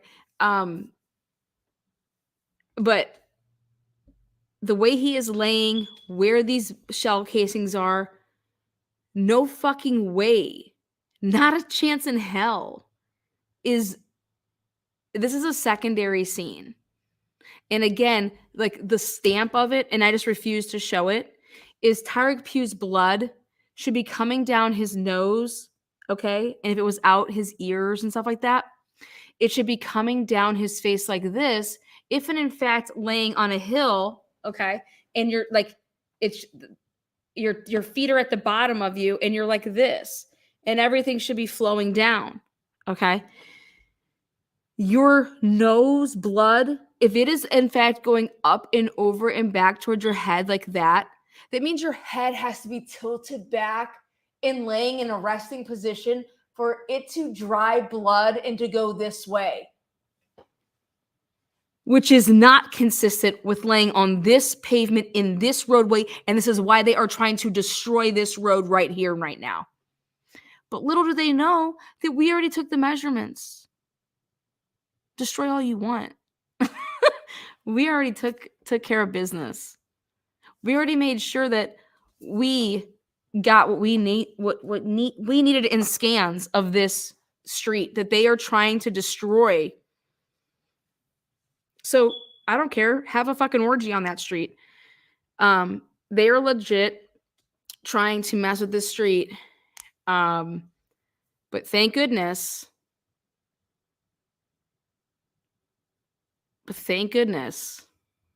We made sure that we preserved our shit. Because I knew that's what they were doing. I knew it the day after trial when they plowed out all the trees to the left. And we're trying to like flatten some land. That had no exterior lighting. No firearms were located at the scene. Look at where these shell casings are. Spent shell casings were collected from the scene. They included 4 federal casings and 3 Winchester casings. No drugs were located at the scene. No writings, no drawings were located at the scene. 1, 2, 3, 4, right there. That is off to the side, okay? And that is above where he is laying in the opposite way. That cannot be consistent with how close at range Tyreek Pugh was shot, okay? And that his body would have been facing the other way. His head would have been down where his feet were, and his feet would have been where his head was with those 4 shots right there. Because remember, there's 7 casings here, and he was hit 6 times in the head.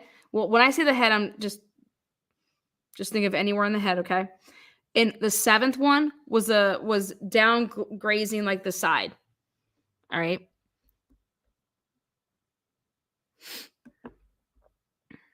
And you're going to sit here and tell me that these defense attorneys did a damn thing? No, they were too busy on their fucking knees. And I want to know how much money they made. I want to know how much money they made to toss this case. Because I'm going to find out. That's the last piece I need. I already did everything else. I already know everything else. I want to know how much Santa Cola got to get on his knees and suck somebody off to fucking blow this case. Because I'm going to find out. The extended area around the scene was searched. Video surveillance was obtained from residents and businesses in the area. Where the videos were obtained will be documented in attached homicide action reports.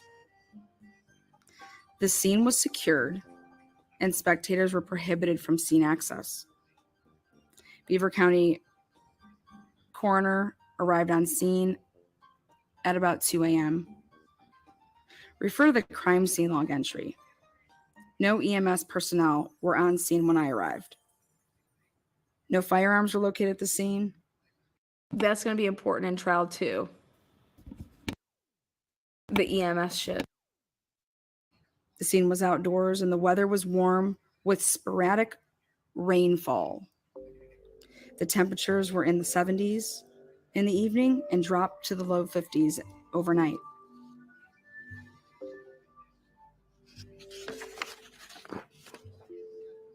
The scene was photographed and documented by PSP FSU unit. Refer to the FSU reports for measurements and distance. All law enforcement material was collected.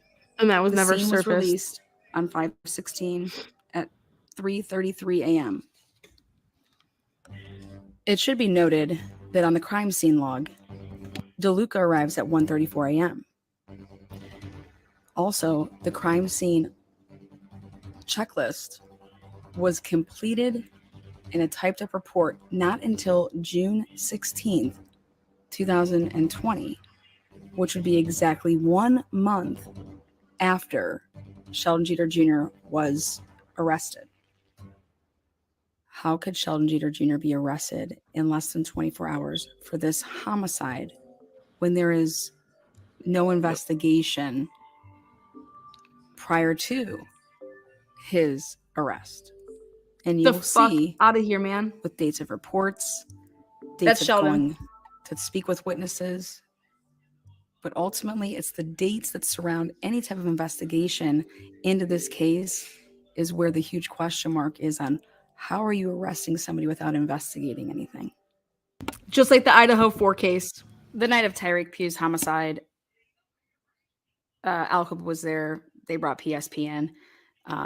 They had fire medic. They then called in the coroner. They had the crime scene, FSU, to take the pictures. So all of this was going on from the moment that PSP arrived. Things started to take action. And then I thought about it, and it wasn't right as PSP arrived. It was when certain troopers arrived. And that would be troopers McGeary, Miller, Broughton, Thomas.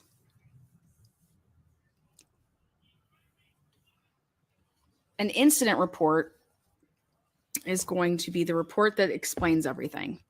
This is what happened that night. And PSP Trooper McGeary was the one in charge of writing up the incident report.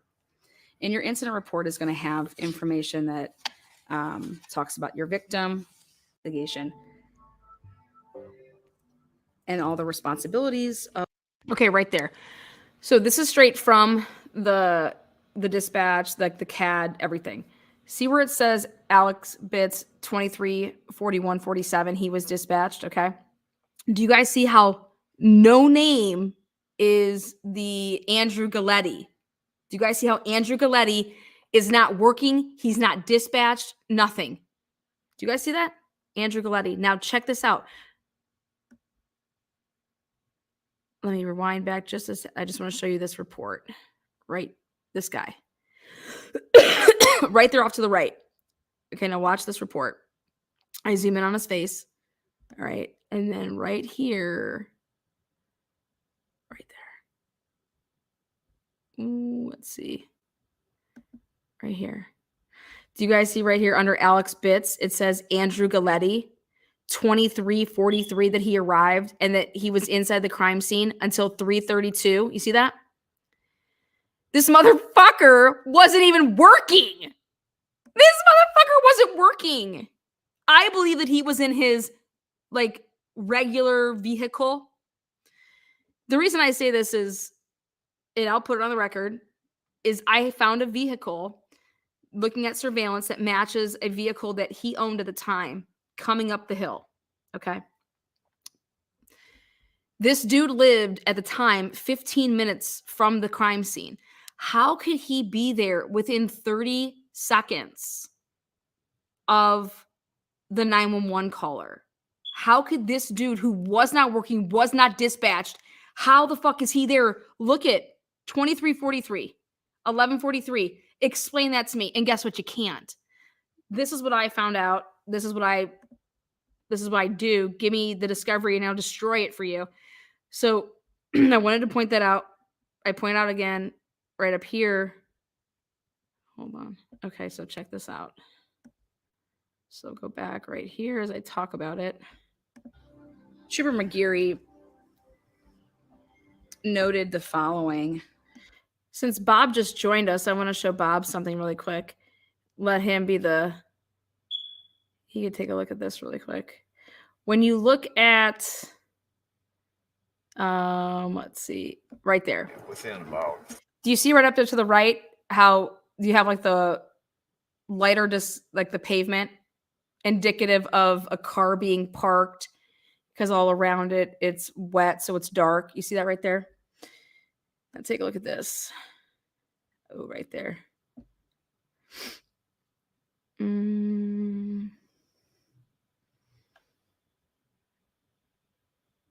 I think I outed it Right here. or anything.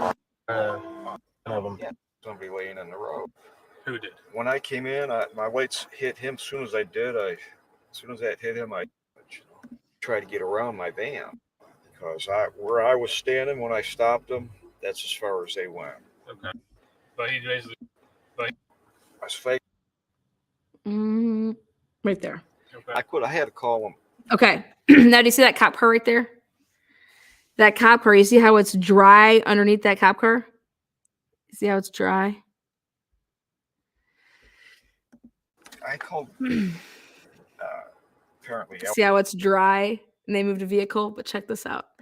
The witness who said that they made it there before the cop car, because it started raining after they'd already arrived, allegedly. This is the vehicle that arrived and is the witness vehicle right here that got there, they say, before the Drove to police. his friends to, and then he said, "We got to." I'm gonna get you a good angle though. Right there. 2 full minutes. Right there. That fucking car, it is wet underneath that car. So it is dry. Okay?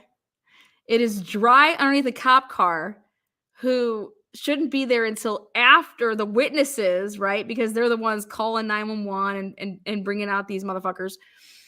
This dude, his vehicle right there, that purple Sorrento, his vehicle,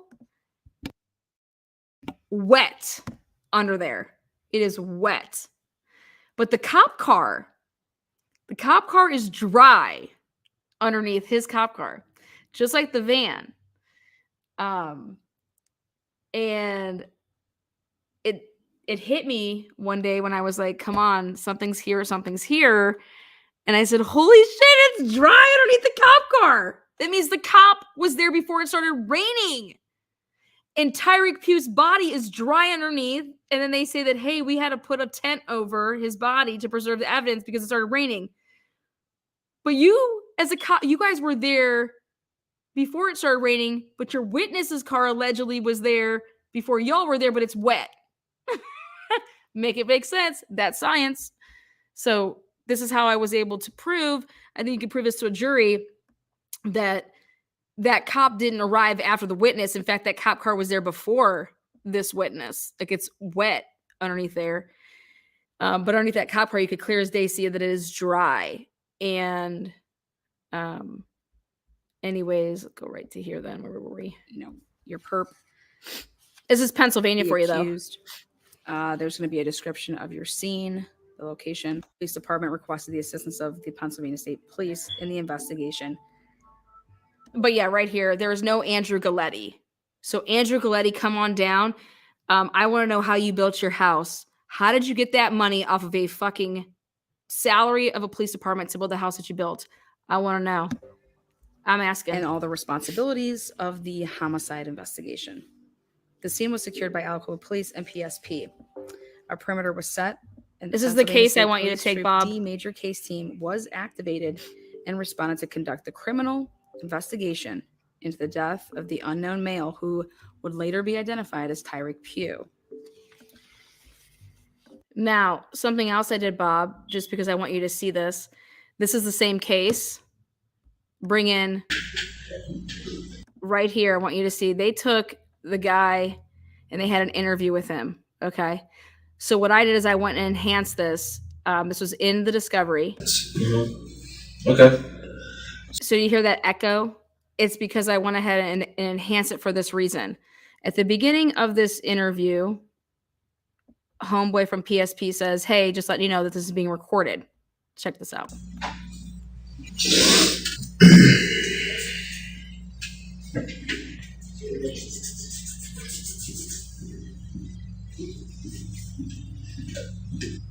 All right, thanks for coming in.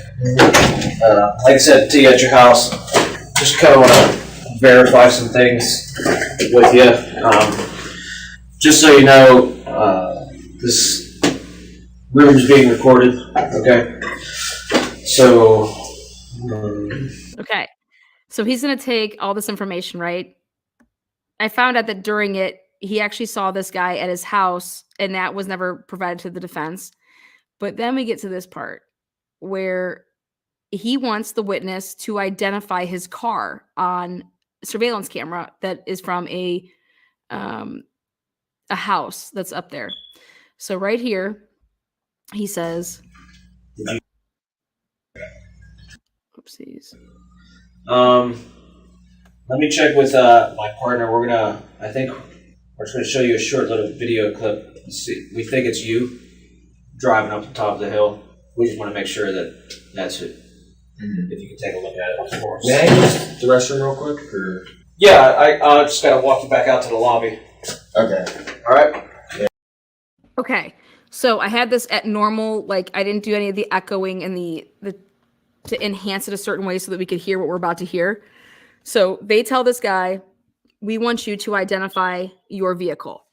So what happens is that he's going to let this guy go pee, Brandon Wexler go pee, and then he's got to walk him back over so you can go pee. And then here, we want you to come and just identify your vehicle. Sorry. No, that's all right. So here we go. Yeah, Now, this is Pennsylvania State Police detectives interviewing for what I believe is the third time. They try to make it and pass it off as it's the second time. But he slips up in this interview and says how he went to this dude's house. Now, you could see that mirror right there. So that mirror right there is obviously then you can see, to the, I guess to the left of the mirror, but if you're looking at the door, it's to the right. So check this out. So this was in Discovery. I was watching this tape. And I at first was going to fast forward all of this. But when I realized that they were going to show him film, I thought they were going to come back into this room. What I see here is they bring homeboy back because so right there you could see him in the mirror. All right, so I'm just going to back up just a tad. He's going to come around and you're going to be able to see him in the mirror. And it's letting us know that you're going to see here that he's back and that the officer, the detective, is introducing him to his partner. And it's right here. I'm going to show you on the TV. He says, we're going to show you here on the TV. And so they don't bring him back into this room. Right out here, they have it on a big flat screen. They're going to show this kid this surveillance, and we want to make sure that, can you please point out your vehicle? Is this your vehicle? Now listen up. Okay, so the times are wrong. Right there, he says, okay, so the times are wrong. Okay, so the times are wrong. Let us know if you think this is.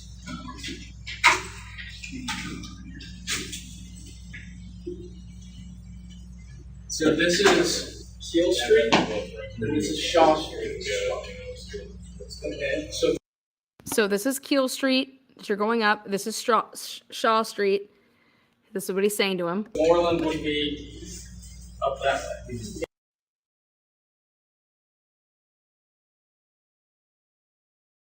You understand where we're at now? Right.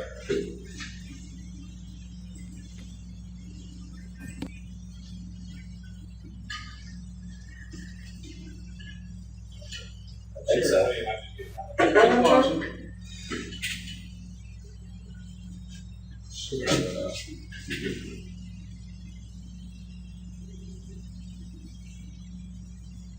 So.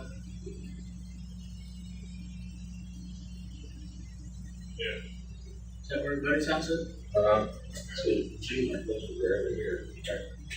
Yeah. Okay.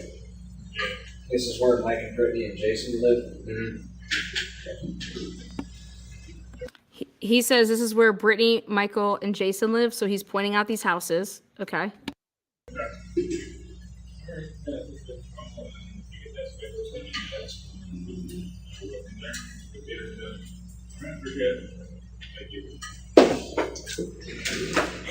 Gotcha!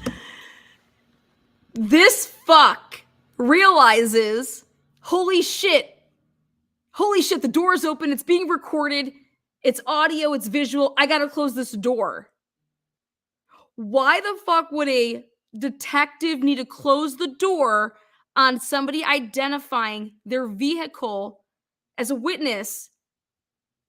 Like, this was supposed to happen in this room where it is recorded. He's letting you know it's recorded. Now this, oh my God, this detective's like, oh my God, I gotta close the door really quick. Fuck you, motherfuckers. I got your asses. This is fucking sick. This is so sick. But how does a defense attorney not catch this? Why would PSP need to close that door? This dude is simply trying to just, you want me to look at surveillance to tell you that's my car. This is why I had to enhance it, because then I realized that these are such fucking shitty ass walls that I think that I could tweak it to listen in still. Check it out.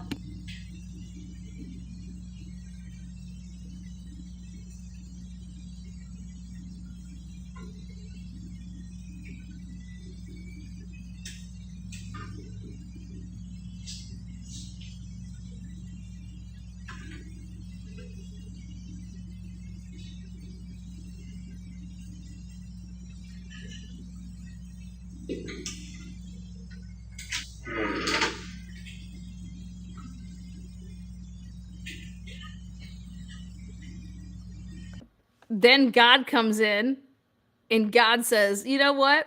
I'm going to help you out. For some reason, that door creaked back open.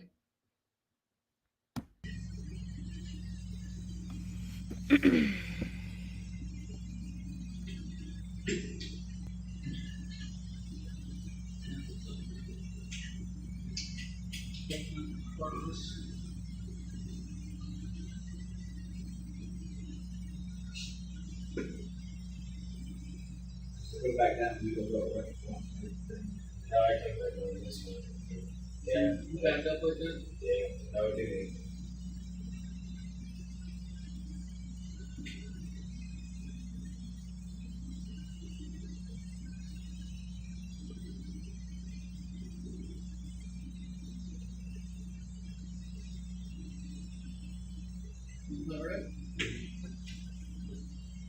Does that look about right?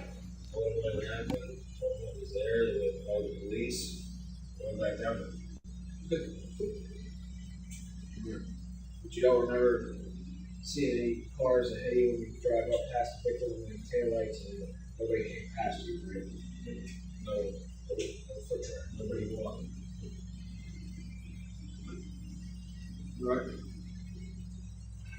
I think that's a. Did they call anybody? We were just trying to get a better time on how his candidates.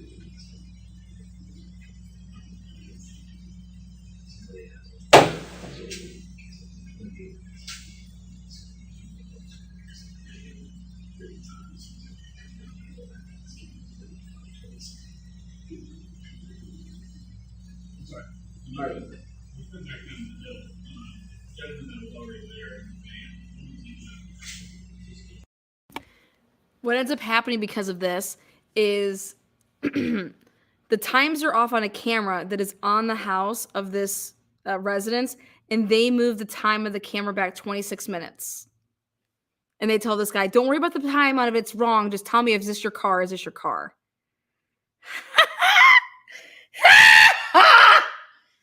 Fucking liars, cheaters, corrupt motherfuckers. Anyways, I need you, Bob. We're going to win the appeal. He has the best appellate attorney. I found the juror. We got it. We just need somebody that can be trusted to retry it. And I have done all of the PI work. I've done all of the timelines. I'm handing it to you on a silver fucking platter. We just can't put it in the hands of a defense team that's just fucking shit, non-trustworthy fucks. Sheldon Jeter Jr. rolled with actually paid, defense attorneys, not the, public defender or anything like that.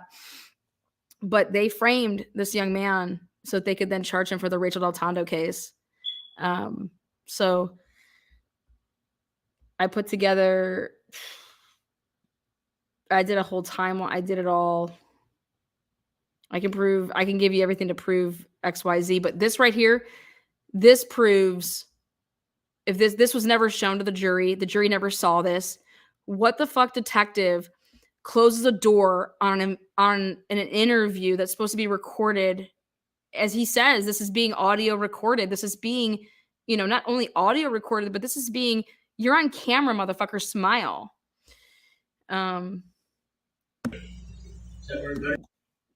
This case is a mess. This is sick right here.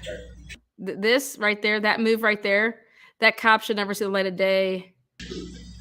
That's some sick shit.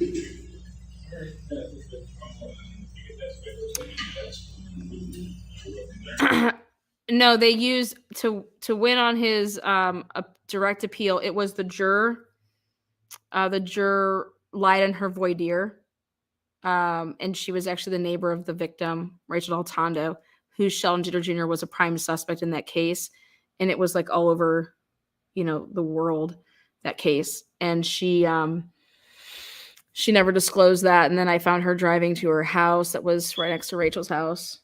And then the judge married the juror and her husband. Did they supplement the record with this video? No, they haven't. But yeah, this is no. I have way more where this came from. Boom. Liars. That's just unbelievable. Unbelievable. And this will probably get fucking struck because I'm over here exposing the Pennsylvania State Police who were involved in the Idaho 4 case. And yep.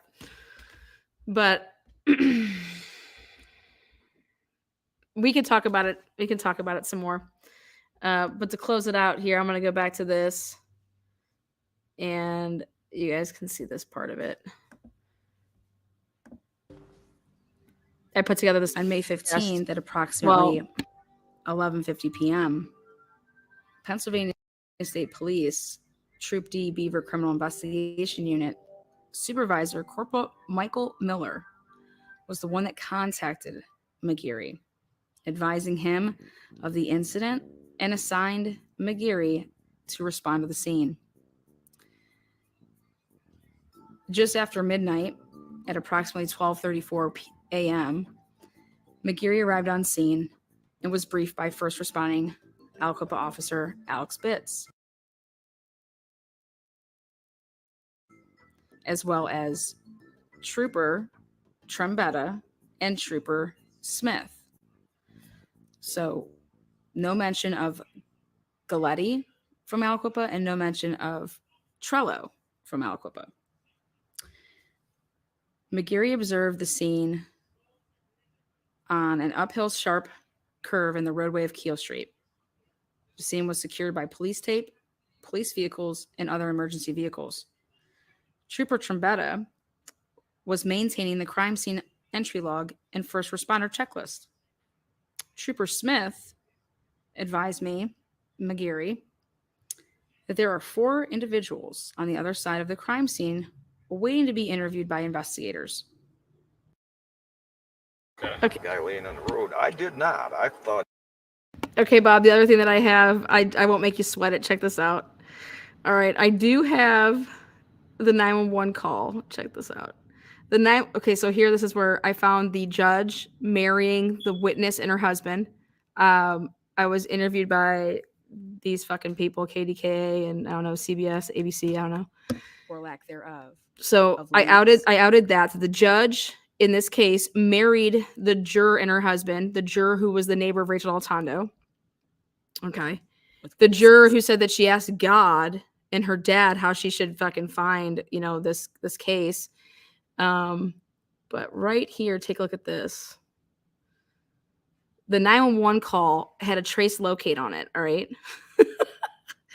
And I was able to get my hands on it, and I did. Let me see right here. And I'd always coming around here. So this is the 911 caller talking in his interview, but the 911 call traced back to 1140 Harmony Road in Baden, Pennsylvania, not Keel Street. He was not standing over the body when he fucking called and talked, and that's why he said, I think the guy was hit by a car. Dude, this motherfucker had 6 bullets in his motherfucking head.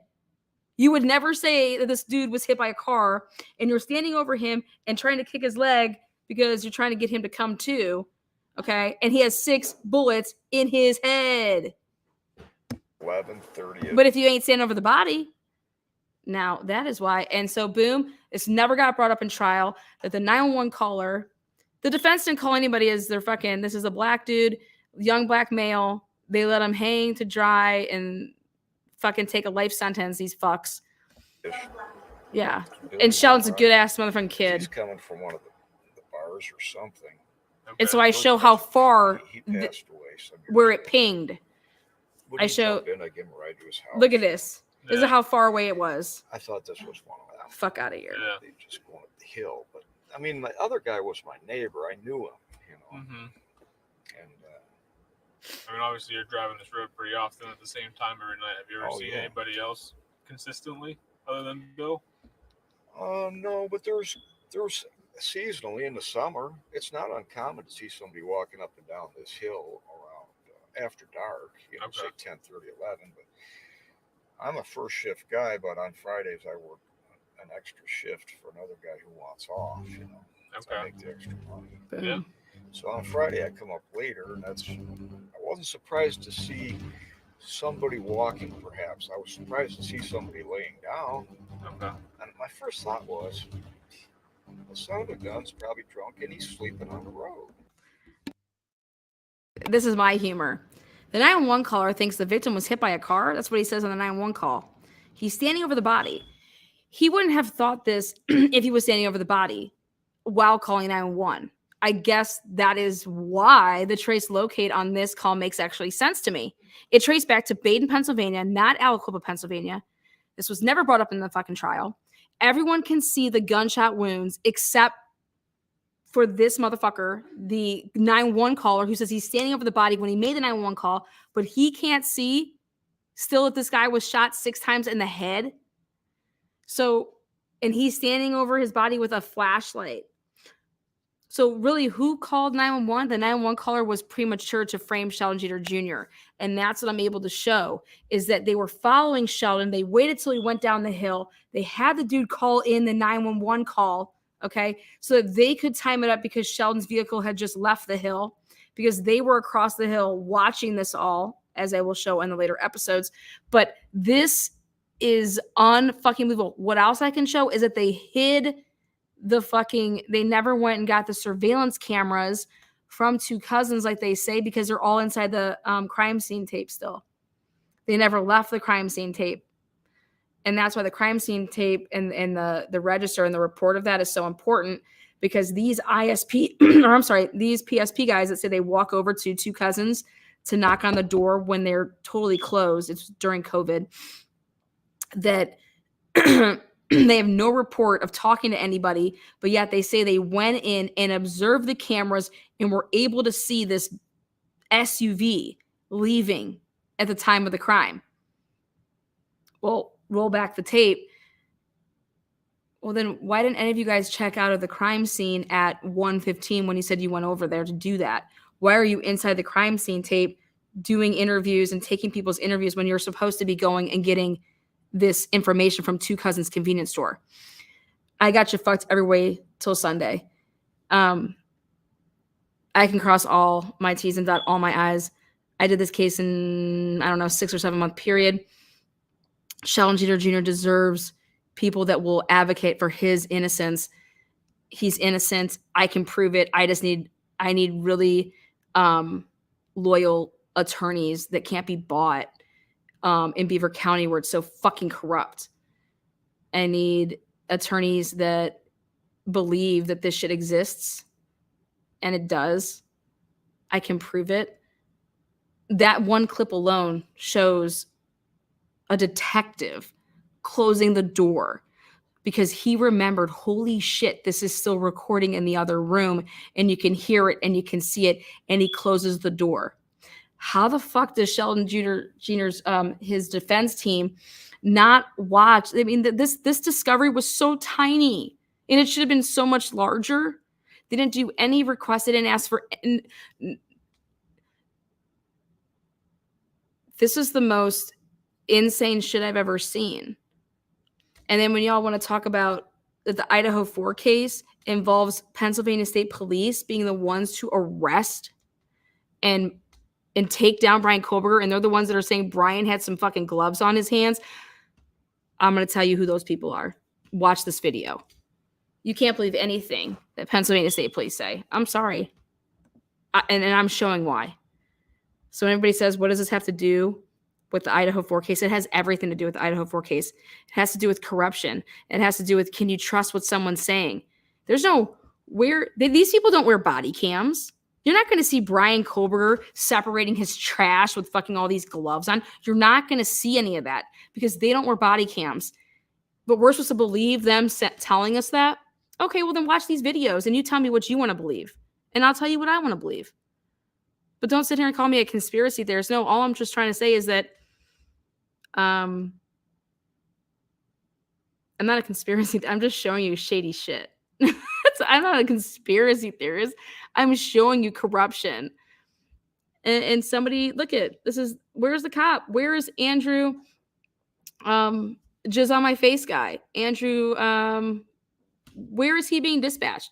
How is somebody that lives 15 minutes away at the scene of the crime, within 32 seconds of a call? So even if you are listening to the scanner, you still wouldn't have been there for 15 minutes if you just ran out with your tidy whities on and got in a car and drove 15 minutes from your house. You still wouldn't be there. Like, so how would you know that shit was going to be going down on Keel Street, that you were in your little car that I think I have you on camera with, but hey, it's at least enough to show that it looks like your car. So explain to me how you were not dispatched, and if you were listening to the scanner, how you could possibly be and make it in 32 seconds living 15 minutes away. This was at 11:45 at night during COVID, y'all. This was May 15th, 2020. Okay. They arrested Sheldon Jeter Jr. within 24 hours. No investigation. No investigation into the death of the unknown male who would later be identified as Tyreek Pugh.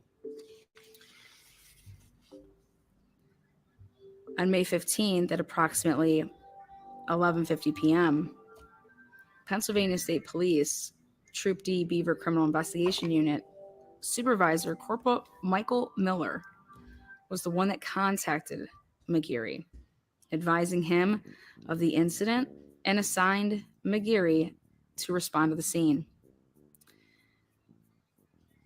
Just after midnight, at approximately 12:34 a.m., McGeary arrived on scene and was briefed by first responding Aliquippa officer Alex Bitts, as well as Trooper Trombetta and Trooper Smith. So, no mention of Galletti from Aliquippa and no mention of Trello from Aliquippa.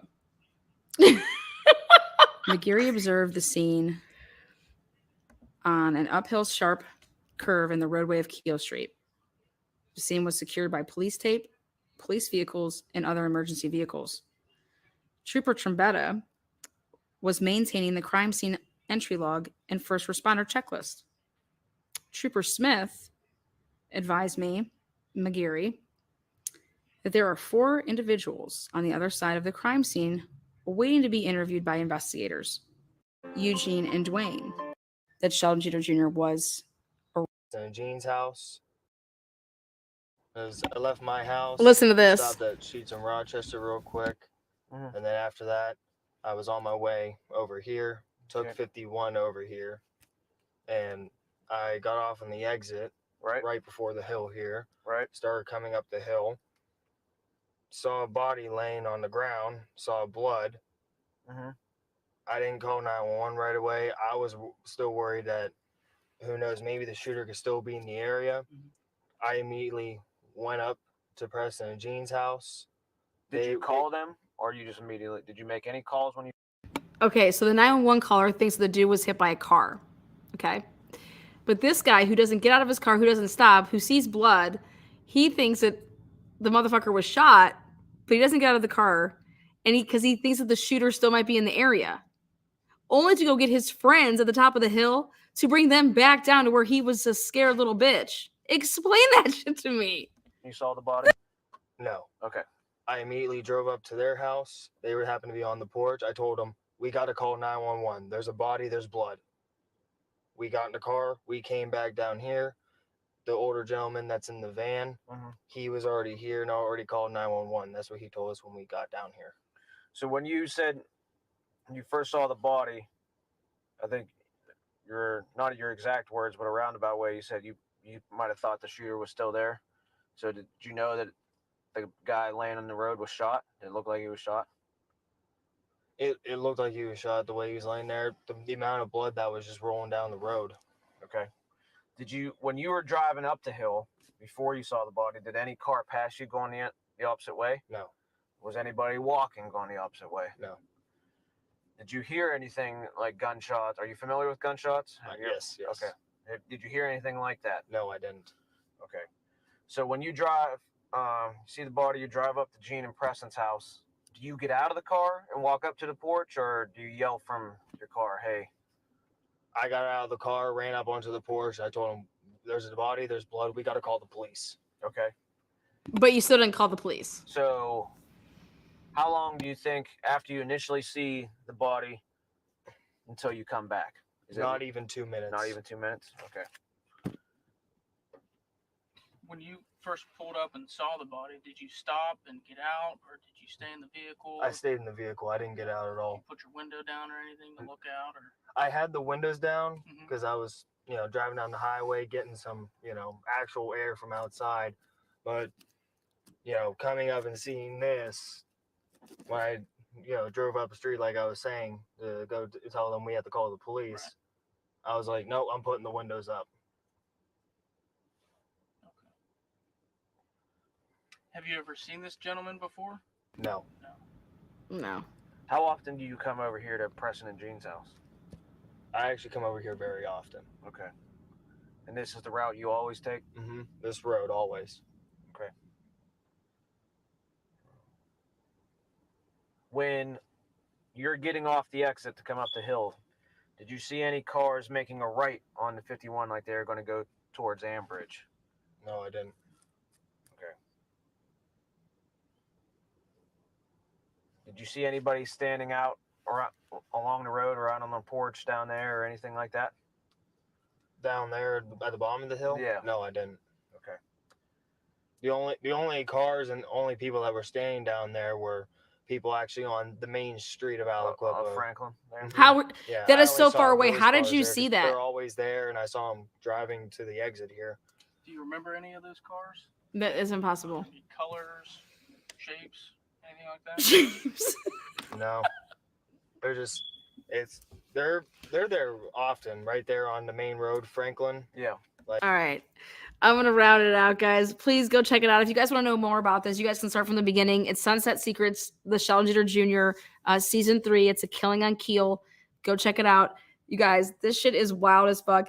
This is corruption. This is like Karen Reed. This is like Delphi. This is the Idaho other case, like Drake and more case. But if you guys are following me with the Idaho 4 case, Pennsylvania State Police were the people that apprehended and were part of Brian Kohlberger. And that whole rumorville of what Brian Kohlberger was like, had all these gloves, double banging himself. And I just don't like.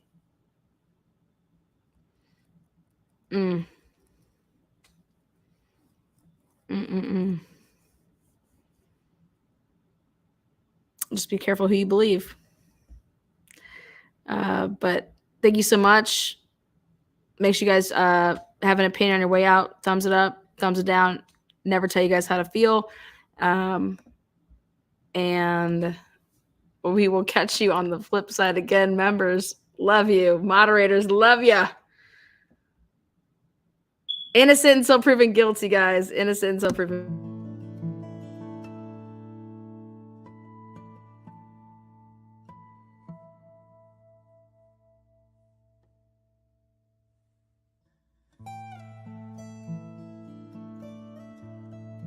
Today is not a day to celebrate,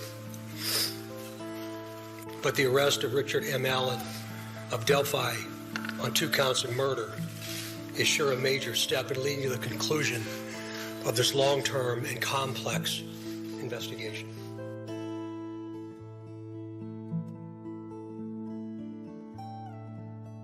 Of this long-term and complex investigation. Of this long-term and complex investigation. Of this long-term and complex investigation.